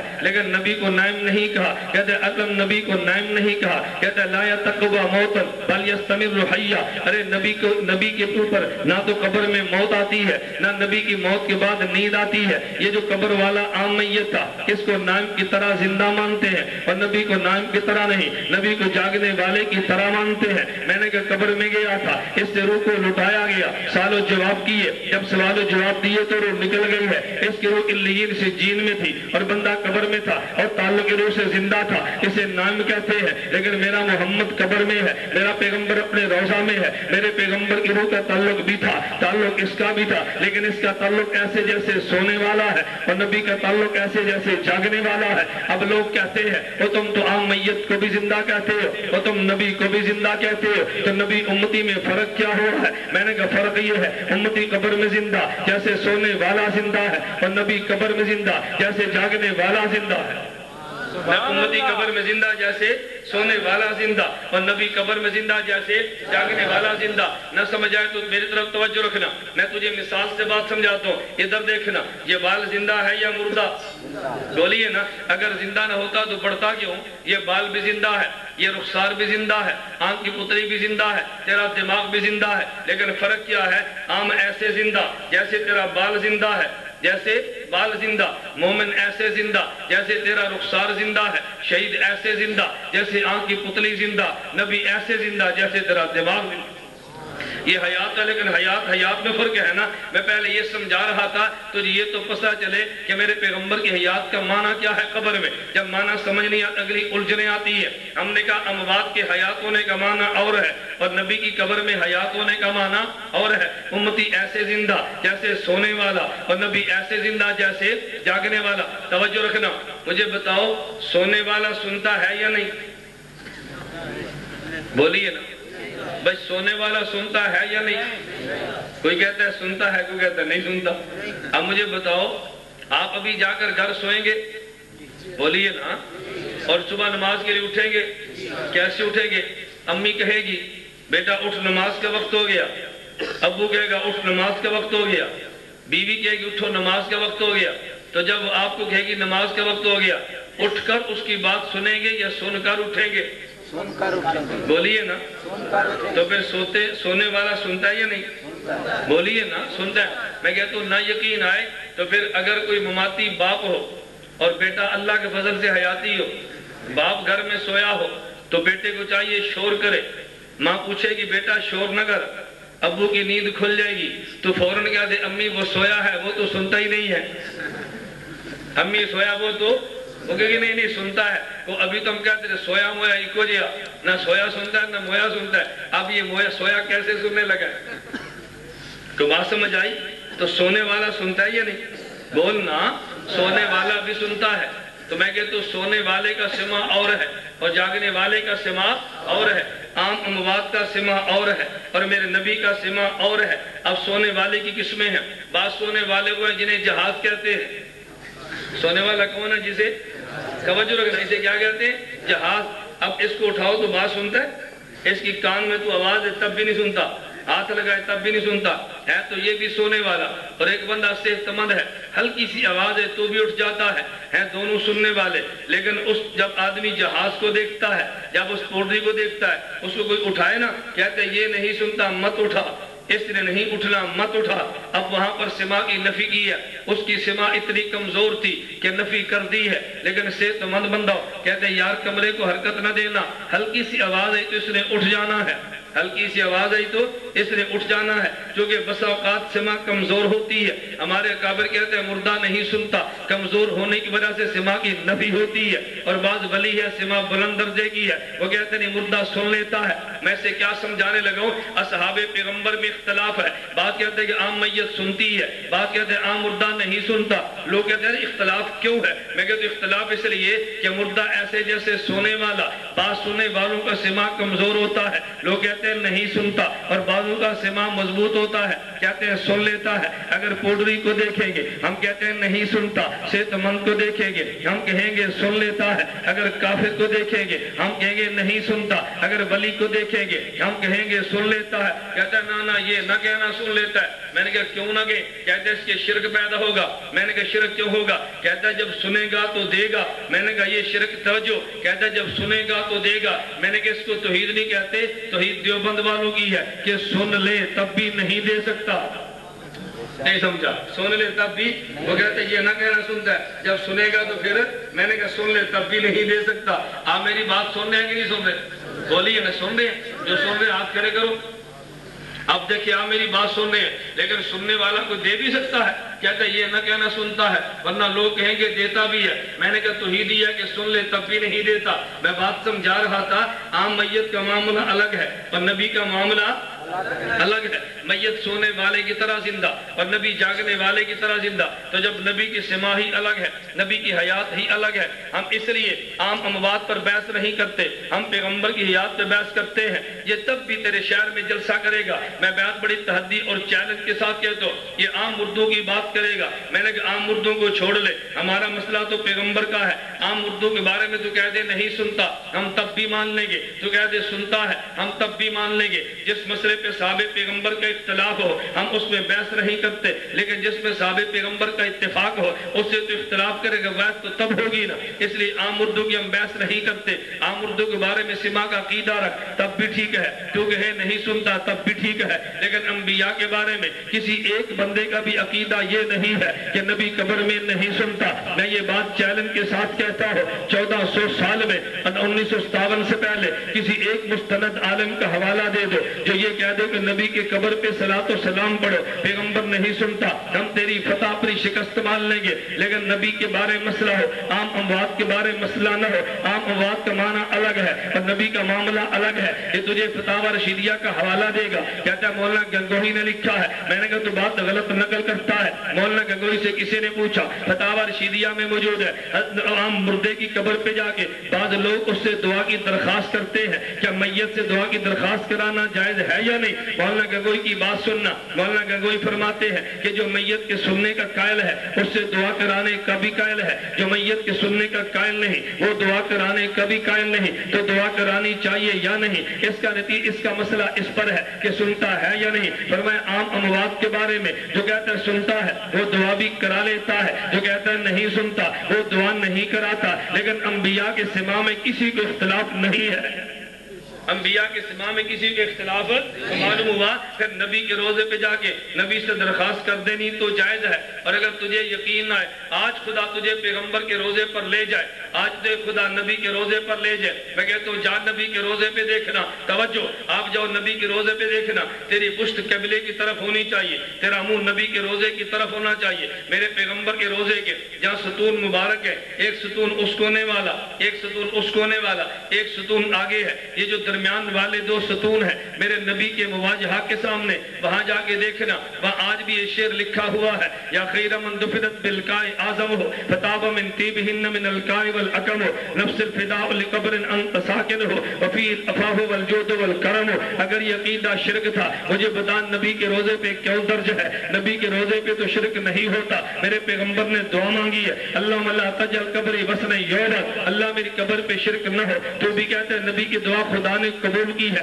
تو نبی کے روزے پہ آج بھی شعر درج ہے۔ اگر یہ شرک ہوتا نبی کے روزے پہ نہ ہوتا، جب نبی کے روزے پر ہے پھر اس کو شرک نہ کہے، اس کو ایمان کہے، پھر شرک نہ کہے، اس کو ایمان کہے۔ میں بات جو سمجھا رہا تھا اللہ کرے میں بات سمجھا سکو، میں نے کہا عام اموات کا معنی الگ ہے اور نبی کی حیات کا مسئلہ الگ ہے۔ اگر کوئی نبی عام اردو کے سماع پر بات کرے ہم اس پہ مناظرے کی بات نہیں کرتے، ہاں ایک بات ضرور کریں گے، جو بندہ یہ کہے کہ یہ میت سنتی ہے اور سماع موتا کا عقیدہ شرک ہے، ہم اس پہ مناظرہ ضرور کریں گے۔ اس نے سماع موتا کے عقیدے کو شرک کہہ کے اصحاب پیغمبر پہ شرک کا فتویٰ لگایا ہے، اصحاب پیغمبر کا دفاع کرنا ایمان ہے۔ اگر صرف یہ کہ مردے سنتے ہیں یا نہیں اس پہ مناظرہ نہیں ہے، اگر کہ جی سماع موتا شرک ہے ہم اس پہ مناظرہ کریں گے، لیکن پیغمبر کے بارے میں تو کہ نبی نہیں سنتا اس پہ مناظرہ ہوگا، پیغمبر نہیں زندہ مناظرہ ہوگا۔ عام اموات کا مسئلہ الگ ہے اور نبی کی موت کا مسئلہ الگ ہے، عام اموات کی حیات کا مسئلہ الگ ہے اور پیغمبر کی حیات کا مسئلہ الگ ہے۔ ہماری کانفرنس کا عنوان حیات اموات نہیں ہے، ہماری کانفرنس کا نام حیات النبی ہے۔ ہمارا عقیدہ ہے اللہ کے نبی قبر میں زندہ ہے۔ توجہ، میں اس پہ ہلکے سے دلائل شروع کرتا ہوں۔ ہمارا عقیدہ اللہ کے نبی قبر پہ زندہ ہے۔ جو بندہ نبی کو قبر میں زندہ مانتا ہے اہل سنت والجماعت ہے، جو نبی کو زندہ نہیں مانتا اہل بدعت والضلالت ہے۔ اہل سنت والجماعت کا عقیدہ اللہ کے نبی قبر میں زندہ ہے۔ اور توجہ رکھنا، میں کہتا ہوں قرآنی آیات تو الگ ہے، احادیث پیغمبر الگ ہے، اور عجیب بات یہ ہے کہ دیوبند کے ایک نظریے پہ پیغمبر کا واضح ارشاد موجود ہے، ہم نے کہا نبی قبر میں زندہ، حدیث اس پہ الگ ہے۔ نبی کو قبر میں رزق ملتا ہے، اس پہ حدیث الگ ہے۔ نبی کا جسد محفوظ ہے، اس پہ حدیث الگ ہے۔ میرا نبی کے اگر صلاۃ و سلام روزے پہ پڑھو نبی سنتے حدیث الگ ہے، اگر دور سے پڑھے ملائکہ پہنچاتے ہیں حدیث مبارک الگ ہے۔ نبی پہ سلام پڑھے نبی جواب دیتے ہیں۔ تو جمعے کا دن افضل ترین دن ہے، اسی دن حضرت آدم پیدا ہوئے، اسی دن حضرت آدم وفات پائی، اسی دن آدم علیہ السلام کی روح کا قبض ہوا۔ اللہ کے نبی فرمانے لگے فی نفحت، جمعے کے دن مجھ پہ زیادہ درود پڑھا کرو، کیوں؟ فإن صلاتکم معروضۃ علیہ، تمہارا درود مجھ پہ پیش ہوتا ہے۔ اللہ کے نبی نے حدیث بتائی، صحابہ نے فوراً اشکال کیا، صحابہ کہنے لگے یا رسول اللہ ذرا استدلال سمجھنا۔ صحابہ نے کہا یا رسول اللہ کیف تورث صلاتنا علیک وقد علمت، اللہ کے نبی آپ پر کیسے ہمارا درود پیش ہوتا ہے؟ آپ کا وجود مبارک تو ختم ہو جائے گا، کیسے پیش ہوتا ہے؟ آپ کا وجود مبارک تو مٹی میں مل جائے گا، کیسے پیش ہوگا؟ توجہ، اس کا معنی صحابہ سمجھتے تھے کہ درود جسم پہ پیش ہونا ہے، کہ اللہ کے نبی تو آپ کا جسم مٹی میں ہوگا تو پھر پیش کیسے ہوگا؟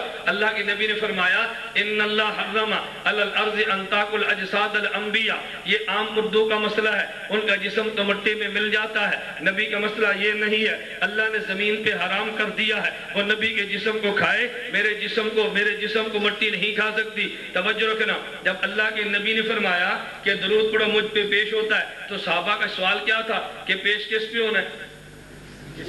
جسم پہ۔ حضور جسم تو مل جائے گا، فرمایا نہیں جسم محفوظ رہے گا۔ تو نبی نے بتایا اس صلاۃ نے جسم پر پیش ہونا ہے، ورنہ اس کا جواب یہ بنتا ہی نہیں تھا۔ جب صحابہ نے سوال کیا اللہ کے نبی آپ پہ درود کیسے پیش ہوگا؟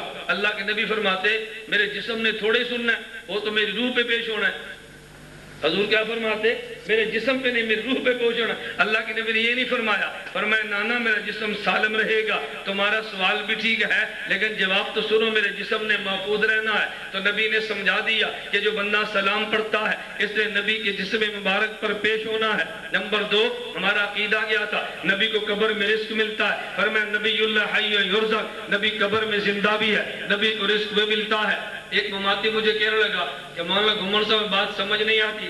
میں نے کہا کیا سمجھ نہیں آتی؟ کہتا ہے نبی کو روزے میں رزق ملتا ہے۔ میں نے کہا جی ملتا ہے۔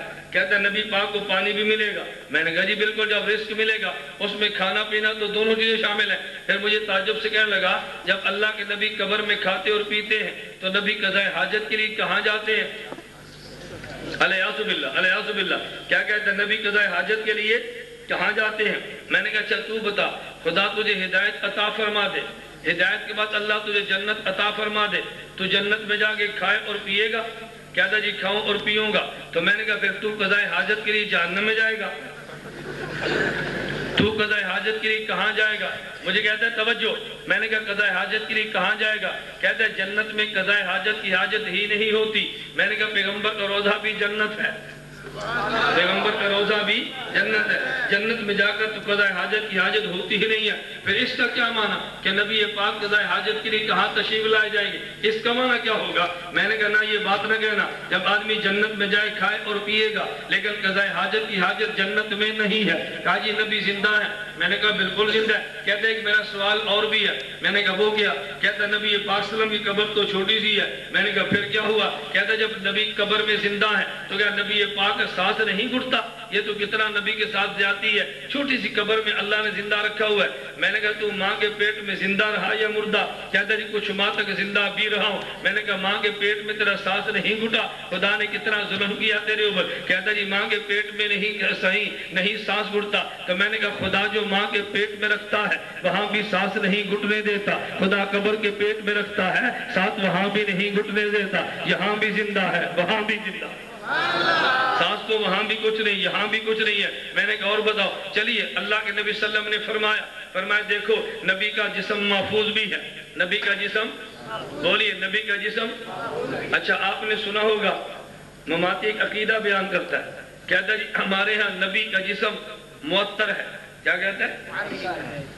نرم و نازک ہے، الآن کما کان۔ اس سے پوچھو کہ تم نے دیکھا ہے؟ نہیں سمجھے میرا سوال سمجھنا، کیا کہتا ہے؟ نبی کا جسم قبر میں ترو، اس سے پوچھو تم نے دیکھا ہے؟ یہ بات تو نبی پاک نے فرما دی کہ جہنم، کہ یہ بات فرما دی کہ مٹی نبی کی وجود کو نہیں کھاتی۔ ہم نے پوچھا کہتے جسم ترو تازہ ہے؟ میں نے کہا کہاں لکھا ہے؟ کہتا جی نظریہ ہے۔ کہتا نبی کا وجود معطر ہے قبر مبارک میں۔ میں نے کہا کہاں لکھا ہے؟ کہتا ہمارا نظریہ ہے۔ میں نے کہا بھی نبی پاک کا وجود تر و تازہ بھی ہے، نبی پاک کا وجود معطر بھی ہے، کیوں؟ کہتا جی معجزہ ہے۔ کیا کہتا ہے؟ توجہ رکھنا، کیا کہتا ہے؟ ہم نے کہا معجزہ کیسے؟ معجزہ تو تب ہوتا ہے کہ جب کوئی بندہ انکار کرے اور نہ مانے۔ اس جسم کو کوئی دیکھے گا تو انکار کرے گا، نہ کوئی دیکھتا ہے نہ کوئی انکار کرتا ہے، پھر معجزے کا معنی کیا ہوگا؟ نہیں سمجھے؟ اور بھئی معجزہ کب ہوتا ہے؟ کوئی بندہ چیز دیکھے اور کوئی جی میں نہیں مانتا، وہاں نبی کا معجزہ آتا ہے۔ قبر والا وجود تو یہاں سے نظر بھی نہیں آتا، انکار بھی کوئی نہیں کرتا، پھر معجزے کا معنی کیا ہوا؟ میں نے کہا پھر مان لینا جب یہ تر و تازہ اور معطر بھی ہے تو تر و تازہ اور معطر بغیر روح کے تعلق کے تو نہیں ہوتا نا، روح کا تعلق ہوگا تو تر و تازہ ہوگا۔ کہتا روح کا تعلق نہیں پھر بھی تر و تازہ۔ میں نے کہا تعلق بغیر کیوں تر و تازہ؟ کہتا جی معجزہ ہے۔ میں نے کہا معجزہ تب ہوگا کوئی انکار تو کرے نا، کوئی انکار ہی نہیں کرتا تو معجزہ کیسے بنا ہے؟ اس لیے معجزانہ کیا ہے؟ اس کو خدا کا قانون کیا ہے؟ قدرت الگ ہوتی ہے، قانون الگ ہوتا ہے، یہ قانون خداوندی سے زندہ ہے۔ پھر میرے نبی نے بتا دیا کہ دیکھو اگر تم دور رہ کے مجھ پر سلام پڑھو گے اللہ فرشتوں کے ذریعے مجھ تک پہنچا دے گا، اگر میری قبر پہ آگے تم صلات پڑھو گے اللہ مجھے سنا دے گا۔ اللہ کے پیغمبر کی قبر پہ صلات پڑھو تو نبی سنتے ہیں، اگر دور سے پڑھو تو ملائکہ پہنچاتے ہیں۔ میں نے کہا ہمارے عقیدے کے ایک جز پہ نبی کا جسم محفوظ ہے۔ ان اللہ حرم الارض ان تاکل اجساد الانبیاء حدیث موجود ہے، نبی کا جسم محفوظ ہے، اس پر بھی حدیث موجود تھی۔ نبی زندہ، نبی اللہ حی، یہ بھی حدیث موجود ہے۔ پیغمبر کو رزق ملتا ہے یرزق، یہ بھی حدیث پیغمبر میں موجود ہے۔ نبی کی قبر پہ صلات پڑھو نبی سنتے ہیں۔ من صلی علیہ عند قبری سمیت ہو، یہ بھی حدیث میں موجود ہے، دور سے پڑھے تو پہنچایا جاتا ہے۔ من صلی علیہ نائن فقط ابلغت ہو، یہ بھی حدیث میں موجود ہے، دور پڑے فرشتے لے کر جاتے ہیں۔ ان للہ ملائکۃ سیاحین فی الارض یبلغون من امت الصلاۃ، یہ بھی حدیث میں موجود ہے۔ میرا نبی قبر میں نماز پڑھتے ہیں۔ الانبیاء احیاء فی قبورہم یصلون، یہ بھی حدیث میں موجود ہے۔ میں کہتا ہوں سنو ایک چیلنج میں بھی دیتا ہوں، تم ایک حدیث پیش کر دو جہاں اللہ کے نبی نے فرمایا النبی اموات الانبیاء اموات فی قبورہم لا یصلون، نبی قبر میں مردہ ہے علیہ باللہ، نبی نماز نہیں پڑھتے۔ ہم نے حدیث بتائی ہے انبیاء قبر میں زندہ ہے، انبیاء نماز بھی پڑھتے ہیں۔ کوئی حدیث تم بھی بتا دو کہ نبی قبر میں زندہ نہیں ہے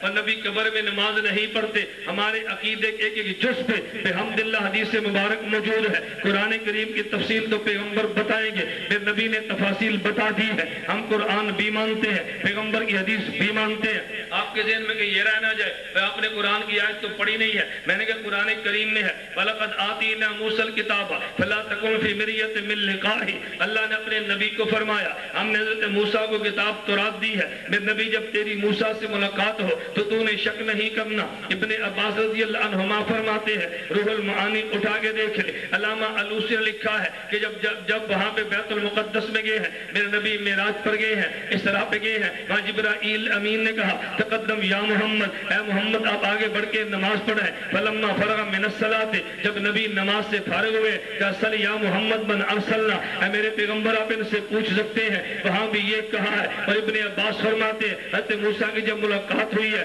اللہ نے قرآن میں فرمایا فلا تکن فی مریۃ من لقائہ. حضرت موسیٰ کی ملاقات میں شک نہ کرنا. خدا نے نبی سے وعدہ کیا ہے میں تیری موسیٰ سے ملاقات کراؤں گا. حضرت موسیٰ بھی زندہ ہے اللہ کے نبی بھی زندہ ہے. خدا نے ان کی ملاقات کرائی ہے. کبھی نبی نے موسیٰ علیہ السلام کو قبر میں دیکھا کھڑے ہو کے نماز پڑھ رہے تھے. کبھی بیت المقدس میں دیکھا پیچھے کھڑے ہو کہ آپ کہاں رہتے ہو کہا جی میاں والی رہتے ہیں. میں نے کہا کبھی لاہور بھی جاتے ہو کیا جی جاتے ہیں. میں نے کہا آپ تو بہت جھوٹا آدمی ہے. ادھر کہتا ہے میں لاہور رہتا ہوں ادھر کہتا ہے میں ادھر کہتا ہے تو میاں والی رہتا ہوں ادھر کہتا ہے تو لاہور جاتا ہوں. کہ نہیں جی میں رہتا تو میاں والی ہوں کبھی کبھی لاہور بھی جاتا ہوں. میں نے کہا نبی رہتے تو قبر میں ہیں کبھی بیت المقدس بھی گئے ہیں.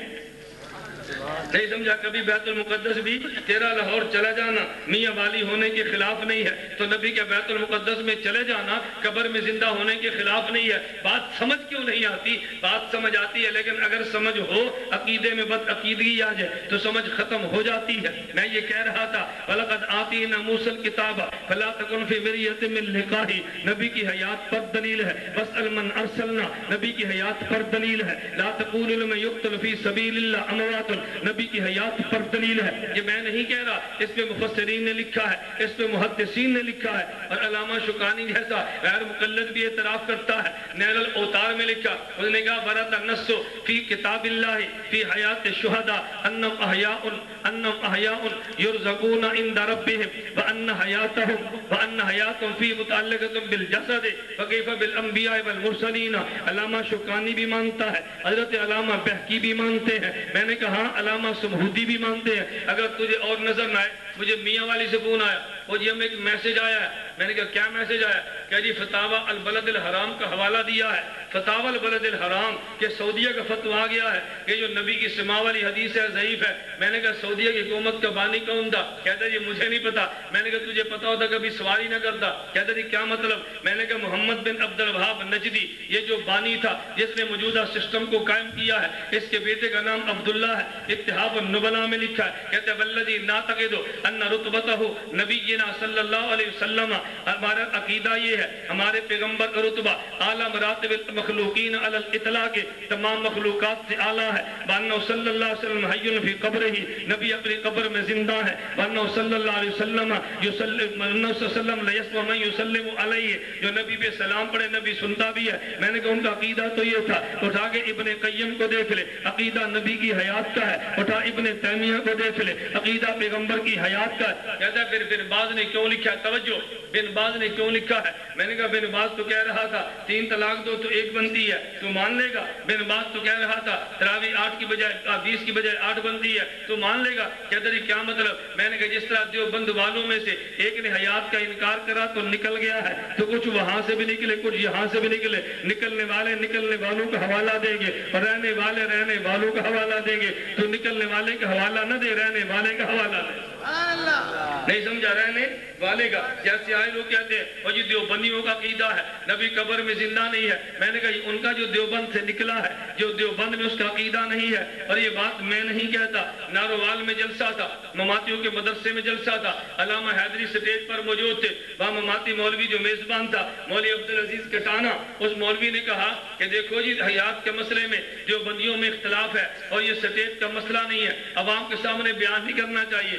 اللہ علامہ حیدری کی قبر پہ کروڑ رحمتیں نازل فرما. مولانا حیدری اٹھے اگر تمہیں کیسٹ نہ ملے تو مجھ سے وصول کرو. مولانا حیدری فوراً کھڑے ہو گئے. سب سے پہلے بات یہاں سے شروع ہوگی پر میں ابھی مولانا فرما رہے تھے اس مسئلے پہ دیوبندیوں میں اختلاف ہے. میں کہتا ہوں نا جس طرح عقیدہ ختم نبوت میں امت میں اختلاف نہیں ہے امت سے اختلاف ہے. عقیدہ حیات النبی میں دیوبند میں اختلاف نہیں دیوبند سے اختلاف ہے. حیات النبی میں دیوبند میں نہیں دیوبند سے اختلاف ہے۔ علامہ حیدری نے بڑی عجیب بات کی، کہتے مجھے سمجھ نہیں آتی، ابھی مولانا فرما رہے تھے کہ یہ مسئلہ عوام میں نہیں لانا چاہیے، ابھی لائے بھی ہیں اور کہتے ہیں نہیں لانا بھی چاہیے، نہیں سمجھے، ابھی لے بھی آئے ہیں اور پھر کہتے ہیں نہیں لانا چاہیے۔ مولانا فرمایا میرا حق بنتا تھا، میں نے مسئلے کی وضاحت کر دی، اس کو پھر اپنے عنوان پہ تقریر شروع کی ہے۔ میں بات یہ کہہ رہا تھا اللہ کے نبی کی حیات کا ہے، جیسے دنیا میں جاگنے والا زندہ، نبی قبر میں زندہ ہے، جیسے جاگنے والا سنتا ہے، پیغمبر کے سوا اس سے بھی زیادہ ہے۔ نمبر 2 میرے پیغمبر کی حیات پہ دلیل، میں کہہ رہا تھا قرآن کریم کی آیت میں پڑھی ہے، اس کتاب بیان القرآن اٹھا کے دیکھ لے، معرف القرآن اٹھا کے دیکھ لے، علامہ علوسی کی روح المعانی اٹھا کے دیکھ لے، امام راضی کی کبیر اٹھا کے دیکھ لے، جو تفسیر تو دکھائے گا کوئی مفسر ایسا نہیں جو اس آیت کے تحت پیغمبر کی حیات کا تذکرہ نہ کرتا۔ مجھے ایک بندہ کہنے لگا مولوی صاحب تمہاری سمجھ نہیں آتی ہے، میں نے کہا کیا سمجھ نہیں آتی؟ کہتے جب نبی کی حیات کو بیان کرنا تھا اللہ شہید کی حیات کے بجائے نبی کی حیات ڈائریکٹ بتا دیتے، بجائے اس کے پہلے شہید کی حیات بتاؤ، اس سے استدلال کر کے نبی کی حیات بتاؤ۔ وجہ کیا ہے؟ میں نے کہا وجہ یہ ہے ایک میاں والی کا نوجوان ہے، وہ کشمیر گیا ہے، کشمیر جا کے شہید ہو گیا، ہم نے کہا جی زندہ، لوگ کہتے کیسے زندہ، اس کے چہرے پر تو داڑھی نہیں تھی، یہ تو نماز نہیں پڑھتا تھا، ہم کیسے زندہ مانے؟ چونکہ اس کے زندہ ماننے میں تردد تھا، خدا نے اسی کی حیات کی بات کی ہے، نبی کی حیات میں تردد ہونا ہی نہیں تھا، اس لیے خدا نے اس کا تو مسئلہ چھیڑا ہی نہیں ہے۔ پر میں جب یہ زندہ ہے جو نکما اور نالائق تھا، اللہ کے راستے کو دیکھ کر جان دے گیا ہے تو یہ زندہ ہے، اور جو اللہ کو دیکھ کر جان دیتا ہے کیا وہ زندہ نہیں ہوگا؟ یہ میں نہیں کہتا، حکیم الامت تھانوی نے لکھا ہے، حکیم الامت تھانوی فرماتے ہیں شہید مقتول فی سبیل اللہ ہے، نبی مقتول فی اللہ ہے۔ جب مقتول فی سبیل اللہ زندہ ہے، مقتول فی اللہ زندہ کیوں نہیں ہے؟ شہید اللہ کا راستہ دیکھ کر جان دیتا ہے اور نبی خدا کو دیکھ کر جان دیتا ہے۔ تو کہے گا جی کہاں لکھا ہے؟ جامع اشرفیہ کے شیخ الحدیث صوفی سرور دامت برکاتہم نے شرح بخاری میں لکھا ہے، حضرت جبریل امین نے پوچھا اخبرنی عن الاحسان، اللہ کے نبی احسان کیا ہے؟ نبی پاک صلی اللہ علیہ وسلم نے فرمایا ان تعبد اللہ کا انک تراہ، عبادت خدا کی یوں کر جیسے خدا کو دیکھتا ہے، فإن لم تکن تراہ فإنہ یراک، اگر خدا نہیں دیکھ سکتا عبادت یوں کر خدا تجھے دیکھتا ہے۔ فرمایا پہلا درجہ نبوت کا ہے، نبی عبادت یوں کرتا ہے خدا کو دیکھتا ہے۔ دوسرا درجہ امتی کا ہے، یہ عبادت یوں کرتا ہے خدا اسے دیکھتا ہے۔ تو میں کہتا ہوں ہاں نبی خدا کو دیکھ کے جان دیتا ہے، شہید خدا کو نہیں دیکھتا، خدا اسے دیکھتا ہے۔ جو خدا کو دیکھ کر جان دے اسے مقتول فی اللہ کہتے ہیں، جو خدا کے راستے کو دیکھے جان دے اسے مقتول فی سبیل اللہ کہتے ہیں۔ حکیم الامت تھانوی کہتے ہیں مقتول فی سبیل اللہ اگر زندہ ہے تو مقتول فی اللہ اسے بڑھ کے زندہ ہے، مقتول فی اللہ اس سے بڑھ کے زندہ ہے۔ آخری بات، جو شخص نبی پاک صلی اللہ علیہ وسلم کی قبر میں حیات کو نہیں مانتا، مفتی مہدی حسن دیوبند کا فتویٰ ہے، جامعۃ الرشید کا فتویٰ ہے، ہاں دارالعلوم کراچی کا فتویٰ ہے، بنور ٹاؤن کا فتویٰ ہے، یہاں کبیر عالِ دارالعلوم کا فتویٰ ہے، جامع اشرفیہ مفتی حمید اللہ جان کا فتویٰ ہے، پورے ملک اور بیرون ملک کے دیوبند کے فتاوے جن کا خلاصہ مولانا یوسف الدیانوی شہید رحمۃ اللہ علیہ، آپ کے مسائل ان کا حل جلد نمبر 10 صفحہ نمبر 519 پہ، میں دیکھو فتویٰ نہیں دے رہا، میں نقل کر رہا ہوں۔ لوگ مولانا حق نواز رحمہ اللہ پہ جب اعتراض کرتے تو مولانا حق نواز فرماتے کہ دیکھو شہید نے کتنے فتوے دیے، بولی کتنے دیے، میں فتویٰ تو نہیں دے رہا، میں تو فتویٰ نقل کر رہا ہوں نا۔ حکیم الامت تھانوی فرماتے کہ ہم فتویٰ دیتے نہیں، نقل کرتے ہیں، نقل کے ذمہ دلیل نہیں، مفتی کے ذمہ دلیل ہوتی ہے۔ کبھی مجھے ساتھی کہتے ہیں جی آپ کہتے ہو دلیل کیا ہے؟ میں نے کہا میں نہیں کہتا، جو کہتے ہیں دلیل ان سے پوچھ لو، میں تو فتویٰ بتا رہا ہوں۔ توجہ رکھنا، اس کا معنی یہ نہیں کہ مجھے دلیل آتی نہیں ہے، مجھے دلائل آتے ہیں، میں کہہ رہا ہوں میرے ذمے نہیں ہے۔ مفتی ابھی موجود ہیں جن نے فتوے دیے، مولانا یوسف الدیانوی شہید فرماتے ہیں کہ مماتی کے بارے میں کتنے فتوے؟ 4، جلد نمبر 10 صفحہ نمبر 519، فرمایا نمبر 1 یہ گمراہ ہے، نمبر 1 یاد کرو، نمبر 1 گمراہ ہے، نمبر 2 اس کے پیچھے نماز نہیں ہوتی، نمبر 3 اس کی تقریر سننا گناہ ہے، نمبر 4 اس سے تعلقات رکھنا ناجائز ہے۔ کتنے فتوے بولیے نا کتنے؟ یہ مطلع کس نے؟ مولانا یوسف الدیانوی شہید نے دیے۔ آپ کے مسائل ان کا حل جلد نمبر 10 صفحہ نمبر 519، نمبر 1 مماتی گمراہ ہے، نمبر 1 بولیے، نمبر 1 گمراہ ہے، نمبر 2 ان کے پیچھے نماز نہیں ہوتی، نمبر 3 ان کی تقریر سننا گناہ ہے، نمبر 4 تعلقات رکھنا ناجائز ہے. یہ فتویٰ کس نے دیا؟ بولیے کس نے دیا؟ تو بھائی میرے اوپر ناراض کیوں ہوتے ہو؟ ناراض ان پر ہو جن نے لکھا ہے. میں نے لکھی ہوئی بات کو بیان کیا ہے. اللہ مجھے اور آپ کو بات سمجھنے کی توفیق عطا فرمائے. وآخر دعوانا الحمدللہ رب العالمین.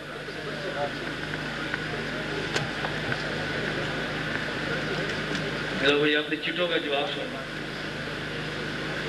ایک بار اکٹھی کر لیں. جب چٹوں کا جواب شروع ہو جائے نا پھر درمیان میں چٹ نہ دینا. دیکھیں ہم نے شروع میں کہا تھا چٹیں اکٹھی دے دیں. جب جواب شروع ہو جائے پھر آپ نے چٹ نہیں لکھنی. شروع کر دیں. بس بھائی توجہ رکھو. نمبر 1 مولانا غلام اللہ خان صاحب اور مولانا حسین علی صاحب وہاں بچنے والے ان کے بارے میں مشہور ہے مماتی کا ہے درست ہے. یہ بالکل غلط ہے. مولانا غلام اللہ خان رحمۃ اللہ موحد تھے, توحید والے تھے, ڈرنے والے نہیں تھے. انہوں نے عقیدہ حیات پر دستخط فرمائے ہیں. اور مولانا حسین رحمۃ اللہ کی تحریرات حدیث دیکھ لیں, ان کے اندر عقیدہ ان کا حیات النبی موجود ہے. مولانا حسین علی وہاں بچنے والے کے خلیفہ مجاز امام اہل سنت شیخ الحدیث مولانا سرفراز خان صفدر رحمۃ اللہ علیہ عقیدہ حیات النبی کا لمبردار تھے. کچھ لوگ کہتے ہیں مولانا تعالیٰ بنجاری صاحب کے ساتھ آپ مناظرہ نہیں کرتی. کہا یہ درست ہے. میں نے تو جامعہ ابو حنیفہ مسجد جو مولانا بندیالوی کے بالکل ساتھ ہے, میں نے وہاں جمعے کے اندر کہا تھا مولانا بندیالوی کو روک لو اور مجھے بھی روک لو. آج ہی 18 بلاک اور مدرسے مناظرہ کرا لو. آپ حضرات کا مجھ پر احسان ہوگا اگر مولانا بندیالوی سے ان کے مدرسے میں میرا مناظرہ کرا. آپ کا مجھ پر احسان ہوگا کہ بندہ ہمت کرے اور بندوالی صاحب سے طے کروائے. انٹرنیٹ پر ویڈیو ہے کہ مفتی حنیف قریشی آپ کو چیلنج کرو, کہتا ہے کہ دیوبندی کوئی میرے ساتھ مناظرہ نہیں کرتا. یہ بالکل جھوٹ ہے. حنیف قریشی نے کہا کہ مناظرے کا طریقہ یہ ہے کہ راولپنڈی کے 20-25 علماء مولانا الیاس گما کی گارنٹی دیں اور پھر جلسے میں یہ عدالت میں جائیں, پھر ہم مناظرہ کریں گے. میں نے حنیف قریشی سے کہا تو نے بھی جلسے میں چیلنج کیا, تو کوئی عدالت میں گیا ہے؟ یعنی خود جلسے میں چیلنج تھا کہ مولانا الیاس گما ہمارے شیخ ہے تو مجھ سے مناظرہ کرو, بعد میں آپ سے کریں گے. راولپنڈی کے ہمارے ساتھی بھائی نوید صدیق یہ پھر اس حنیف قریشی کے گھر گئے ہیں مناظرہ کرنے کے لیے اور حنیف قریشی تیار نہیں ہوا. میں راولپنڈی میں جا کے علماء سے کہ میرا گزشتہ جمعہ راولپنڈی برکشاپی محلہ مسجد عثمانیہ وہاں پر تھا جہاں مولانا غلام اللہ خان رحمۃ اللہ علیہ نے عقیدہ حیات پر دستخط فرمائے تھے, وہاں جمعہ تھا. میں نے وہاں بھی علماء سے کہا بھائی حنیف قریشی کو تیار کر لو. اب ان سٹیج پہ چیلنج کر دینا اور بعد میں کہنا عدالت میں تم جاؤ. عدالت میں ہم کیوں جائیں؟ چیلنج تو نے کیا اور عدالت میں ہم جائیں. اگر مماتی امام کے علاوہ کوئی دوسرا امام نہیں تو اس کے پیچھے نماز پڑھنا جائز ہے یا نہیں؟ اپنی نماز پڑھ لیں, اپنی نماز خراب نہ کریں. نہیں جو نماز مماتی کے پیچھے پڑھ لی ان کا کیا حکم ہے, ان کو آپ شوق سے لوٹانے کی کوشش کریں. کچھ لوگ آپ کے بارے میں نظریہ رکھتے ہیں کہ آپ کو ڈیرہ اسماعیل خان اور اٹک میں مناظرہ کے لیے کہا گیا تو آپ وہاں سے بغیر مناظرہ کی چلے کہ کیا یہ ٹھیک ہے؟ یہ بالکل ایسی ہے جیسے آج میں چلا جاؤں گا اور صبح میاں ہماری میسج چل جائے گا کہ مولانا الیاس گما دوڑ گیا. یہ صبح آپ دیکھنا صبح میسج بھی چلے گا اور صبح کہے گا ہم نے مناظرہ کرنا تھا مگر وہ دوڑ گیا. بھائی میں چوری تو نہیں آیا, اشتہار چھپوا کر آیا ہوں, اچانک نہیں آیا, کئی دن پیسے جلسہ رکھ کے آیا ہوں. ہمارے بزرگ یہاں پہ موجود ہیں. ابھی مولانا نے آپ کے سامنے اعلان بھی کیا ہے بھئی آپ کو شوق ہے 15,000 روپے مولانا کے پاس جمع کرا دیں, میں ملاقات کر لیتا ہوں. 1,15,000 جمع کرا دیں, ہم مناظرہ کر لیتے ہیں. تو آپ نے جب اعلان کیا تو بسم اللہ پڑھ کے جمع کراؤ. میں مولانا کا اپنا نمائندہ مقرر کر رہا ہوں, 15,000 دے دیں اور میں اگر آپ کو زیارت کرا دیتا ہوں. اب آپ مجھے دیکھ رہے ہیں کہ نہیں دیکھ رہے؟ اس میں کتنے مماتی بیٹھے ہوں گے اور کیسے دیکھ رہے ہیں آپ نے مجھے بتاؤ. میں نے اس لیے آپ خدمت میں گزارش کی ہے جھوٹ نہ بولا کرو. میں نے کتنی شرطیں بتائی ہیں؟ بولی کتنی شرطیں؟ نمبر 1 اشاعت التوحید کے لیٹر پیڈ پہ عقیدہ. نمبر 2 منکر کا حکم. نمبر 3 امیر اور ناظم اعلیٰ خود آئیں, جو کبھی نہیں آئیں گے. آخری درجہ پھر اپنا نمائندہ لکھ کر دے دیں. میں ابھی پشاور میں گیا تو مجھے ایک ساتھی نے کہا جی مولانا طیب طاہری صاحب نے اپنے جلسے میں اعلان کیا ہے فلاں مولوی میرا نمائندہ ہے. میں نے کہا جو اعلان کیا وہ لکھ بھی دو. وہ لکھ دو نہ تاکہ ہمیں پتہ چلے نمائندہ صرف اعلان کیوں کرتے ہو. مجھے تو لکھنے کی ضرورت نہیں, میں تو خود ناظم اعلیٰ جماعت کا. تمہارا ناظم اعلیٰ آئے گا تو میں خود آؤں گا, نہیں آئے گا تو میں اپنا نمائندہ بھجوا دوں گا. قرآن سے دلائل پیش کریں. میں نے تو 4 آیتیں پیش کی ہیں. علامہ صاحب آج کل میسج چل رہا ہے آپ کو سپاہی صحابہ کے درمیان اختلاف چل رہا ہے, وضاحت کریں. لعنت اللہ علی الکاذبین. میرا اور سپاہی صحابہ کا دور دور کا کوئی اختلاف نہیں ہے. میرا کل درس قرآن بھیرا میں تھا, جو ماہانہ ہر مہینے کا پہلا ہفتہ شاکبہ درس قرآن ہوتا ہے.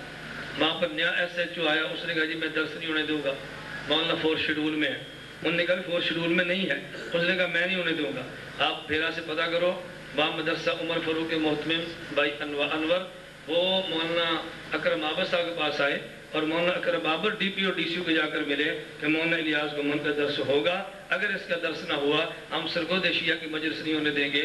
تو یہ مخالف ایسا کرتے ہیں، موافق ایسا کرتے ہیں. آپ مولانا اکرم آبر سے فون کرو کہ رات مولانا الیاس گمن نے بات کی ہے، ٹھیک ہے، ہمارا سپاہ کا کوئی اختلاف نہیں ہے. میں نے شیعت کے مسئلے پہ 7 سال جیل کاٹی ہے، میرے چھوٹے بھائی نے 5 سال جیل کاٹی ہے. چونک سے لے کر میں پشاور آئی سی ٹرچر سن تک رہا ہوں. تم کیسے کہتے ہو میں اس مسئلے کو چھوڑ دوں گا؟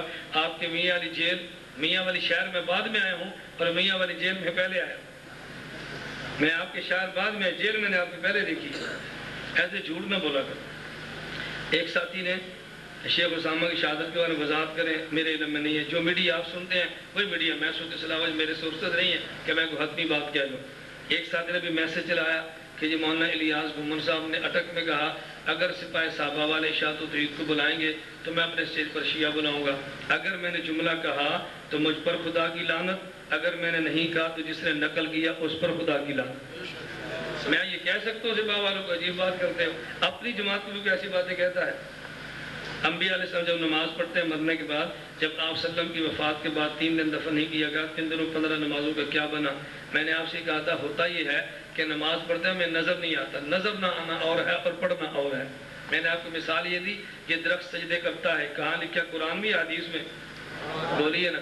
آج تک آپ نے اس کو سجدہ کرتے دیکھا ہے؟ تو پھر قرآن غلط کہتا ہے، ہمارے آنکھیں غلط کہتی ہیں. حضرات مماتی کہتے ہیں کہ عام مسیح چتروڑی جب جیل میں تھا تو جج نے 3 تاریخیں دی تھی تو کوئی نہیں گیا، پر جج نے اٹھ کر حضرت کو باعزت بری کر دیا. عام مسیح چتروڑی خود بھی غیر مقلد تھا، اس کے مدعی بھی غیر مقلد تھے. یہ سب ٹوپی ڈرامہ تھا. احمد سعید بھی غیر مقلد اور اس کے دعویٰ کرنے والے بھی کون تھے؟ عمر سے، وہ بھی غیر مقلد تھا. ہم نے پرچہ کٹوایا ہوتا تو پھر کہتے جیل سے نکلا ہے. پرچہ کٹوایا بھی انہوں نے اور کٹوایا بھی انہوں نے. تو جو پرچہ کٹوانے والے انہی کے خلاف کٹا تھا تو گواہ تو آنا ہی تھا. جس کے اپنے 2 بیٹے غیر مقلد ہو گئے اس کو جیل میں کیسے رہنے دیتے؟ یہ سب کمپرومائز اور ڈیلنگ تھی. میرے سگے ماموں جو احمد سعید کے چمچے ہیں، ایسا لفظ نہ کہا کرو بھائی اپنے ماموں کے بارے میں. عقیدے کے اختلاف ہونا اور بات ہے، ایسا لفظ اپنے ماموں کے بارے میں نہیں کہنا چاہیے. دیکھیں میں آپ کو دیانت سی بات کہتی ہوں، اختلاف الگ ہوتا ہے، الفاظ بندے کو ٹھیک کہنے چاہیے. جیسا میرے ماموں سگے ماما مسجد کے چمچے ہیں، جب اہل بدعت اذان پڑھتے ہیں اس سے پہلے صلاۃ و سلام پڑھتے ہیں تو وہ کھرے الیاس باللہ کتے کو دور پکانے کے لیے کہتے ہیں. میرا سخت اختلاف ہو گیا، اللہ محفوظ فرمائے. دیکھیں ہمارا بریلویوں سے یہ اختلاف تو ہے کہ آپ یہاں پر صلاۃ نہ پڑھیں، روزے پر نبی پاک صلی اللہ علیہ وسلم کی صلاۃ پڑھیں، لیکن کھرے کہنے الیاس باللہ یہ تو کفر کا خطرہ ہے. ایک بندہ درود پڑھے تم اس کو کھرے کہہ دو. یہ اختلاف ہے بھی یہاں نہ پڑھو وہاں پڑھو، لیکن درود کے بارے میں ایسا لفظ کہنا، اللہ ہم سب کی حفاظت فرمائے. خلافت راشدہ کے جواب میں حق 4 یار کیوں کہا جاتا ہے؟ حق سب یار کیوں نہیں کہتا؟ اصل میں حق 4 یار وہ کہتے ہیں کہ جن نے خلافت راشدہ کے نعرے کا معنی سمجھا ہے، اور حق سب یار وہ کہتے ہیں جن نے خلافت راشدہ حق 4 یار کا معنی نہیں سمجھا.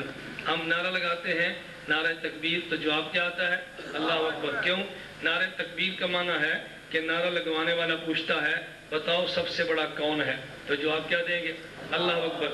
پھر نعرہ لگتا ہے نعرہ رسالت، تو جواب کیا آتا ہے؟ محمد رسول اللہ. کیوں؟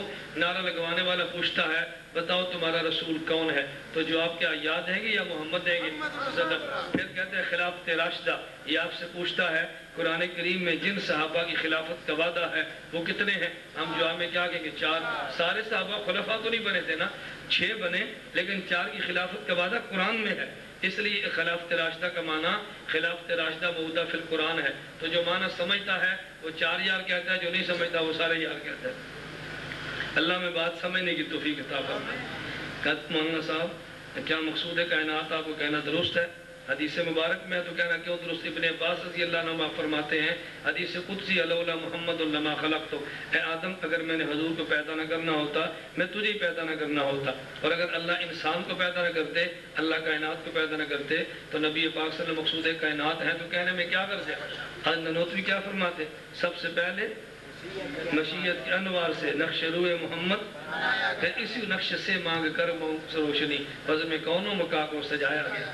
جو دیوبند والا ہے وہ مان لے گا، جو دیوبند والا نہیں وہ نہیں مانے گا.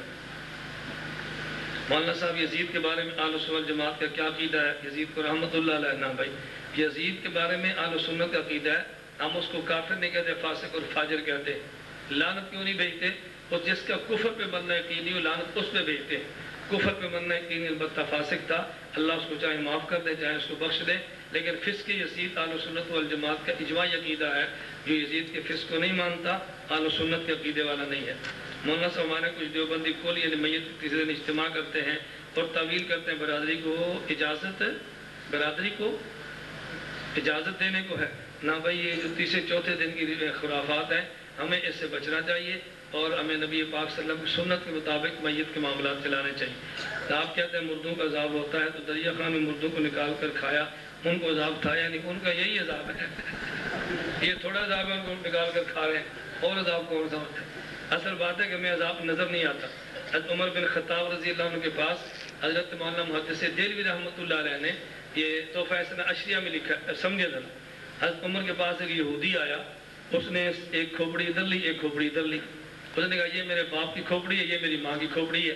آپ کہتے ہیں یہودی کافر ہیں، ان کو جہنم میں عذاب ہوتا ہے، تو جہنم کی آگ تو گرم ہوتی ہے، دیکھو میرے باپ کی کھوپڑی بھی ٹھنڈی ہے، میری ماں کی کھوپڑی ٹھنڈی ہے، عذاب کیسے ہوتا ہے؟ حضرت عمر بن خطاب نے عجیب جواب دیا۔ حضرت عمر بن خطاب نے فرمایا دو پتھر لاؤ، دو پتھر لائے، فرمایا دیکھو ٹھنڈے ہیں یا گرم؟ اس نے کہا جی ٹھنڈے ہیں، فرمایا ان کو رگڑو، جب رگڑے فرمایا اب گرم ہے ٹھنڈے؟ اس نے کہا جی گرم، فرمایا جب یہ ٹھنڈے آگ نہیں تھی تو گرم کیوں ہے؟ اس نے کہا جی اندر تھی جو ابھی نظر آئی ہے، فرمایا اس طرح اندر آگ ہے جو نظر نہیں آ رہا۔ ٹھنڈے پتھر میں آگ ہوتی ہے، رگڑنے سے نظر آتی ہے نا، اس طرح ٹھنڈی کھوپڑی کے اندر آگ ہے جو نظر نہیں آتی۔ تو میت کو عذاب ہوتا ہے، لیکن عذاب اس کا پردے میں ہے، برزخ میں، وہ نظر کیسے آئے گا؟ بات مشہور ہوئی ہے عام مسیح کی خبر سے کتے کے بھونکنے کی آواز آ رہی ہے۔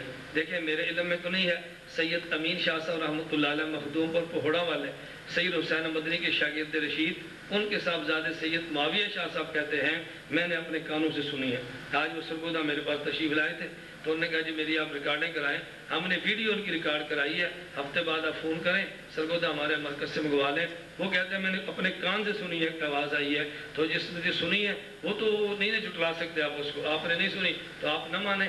میں نے گزارش کی کہ ہمارا عقیدے کا اختلاف ہے، ہم اس پر بات کرتے ہیں، ہمارا ذاتیات کے اختلاف نہیں ہے، ہم ذاتیات پر کیچڑ پہ نہیں اچھالتے۔ اللہ مجھے اور آپ سب کو نبی پاک صلی اللہ علیہ وسلم کی حیات مبارکہ کا عقیدہ رکھنے کی توفیق عطا فرمائے۔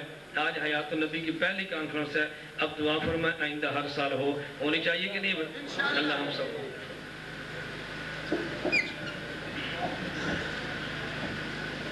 حضرات محترم، آج کی یہ کانفرنس تحریک احیاء سنت اہل سنت والجماعت کے زیر اہتمام منعقد کی گئی، اور اس تحریک احیاء سنت کے اندر ہم نے بحمد اللہ علماء دیوبند کی جتنی بھی جماعتیں تنظیمیں ہیں ان سب کو متحد کیا ہے، اور سب نے متحد ہو کر یہ کانفرنس کرائی، جس کے اندر جمعیت علماء اسلام، تحریک خدام اہل سنت، سپاہ صحابہ پاکستان، تبلیغی جماعت، یہ ساری وہ جماعتیں ہیں بحمد اللہ جن کا عقیدہ اکابرین علماء دیوبند کے عقائد کے مطابق ہے۔ میں ان سب حضرات سے استدعا کرتا ہوں کہ آئندہ بھی اسی طرح متحد ہو کر اپنے اکابر کے عقائد کا تحفظ کریں۔ اللہ تعالیٰ مجھے اور سب کو، آپ سب کو اپنے اکابر کے مشن کے مطابق زندگی بسر کرنے کی توفیق عطا فرمائے۔ حضرت دعا فرماتے ہیں، کوئی ساتھی دعا کے بغیر نہ جائے۔ الحمدللہ رب العالمین والصلاة والسلام علی رسولہ وعلی آلہ وصحبہ اجمعین۔ اے اللہ ہم سب کے گناہوں کو معاف فرما دے، خطاؤں سے درگزر فرما دے، جائز حاجات کو پورا فرما دے، عافیت کے ساتھ دین کی خدمت کے لیے قبول فرما، اس ادارے کو ظاہری اور باطنی ترقیاں عطا فرما۔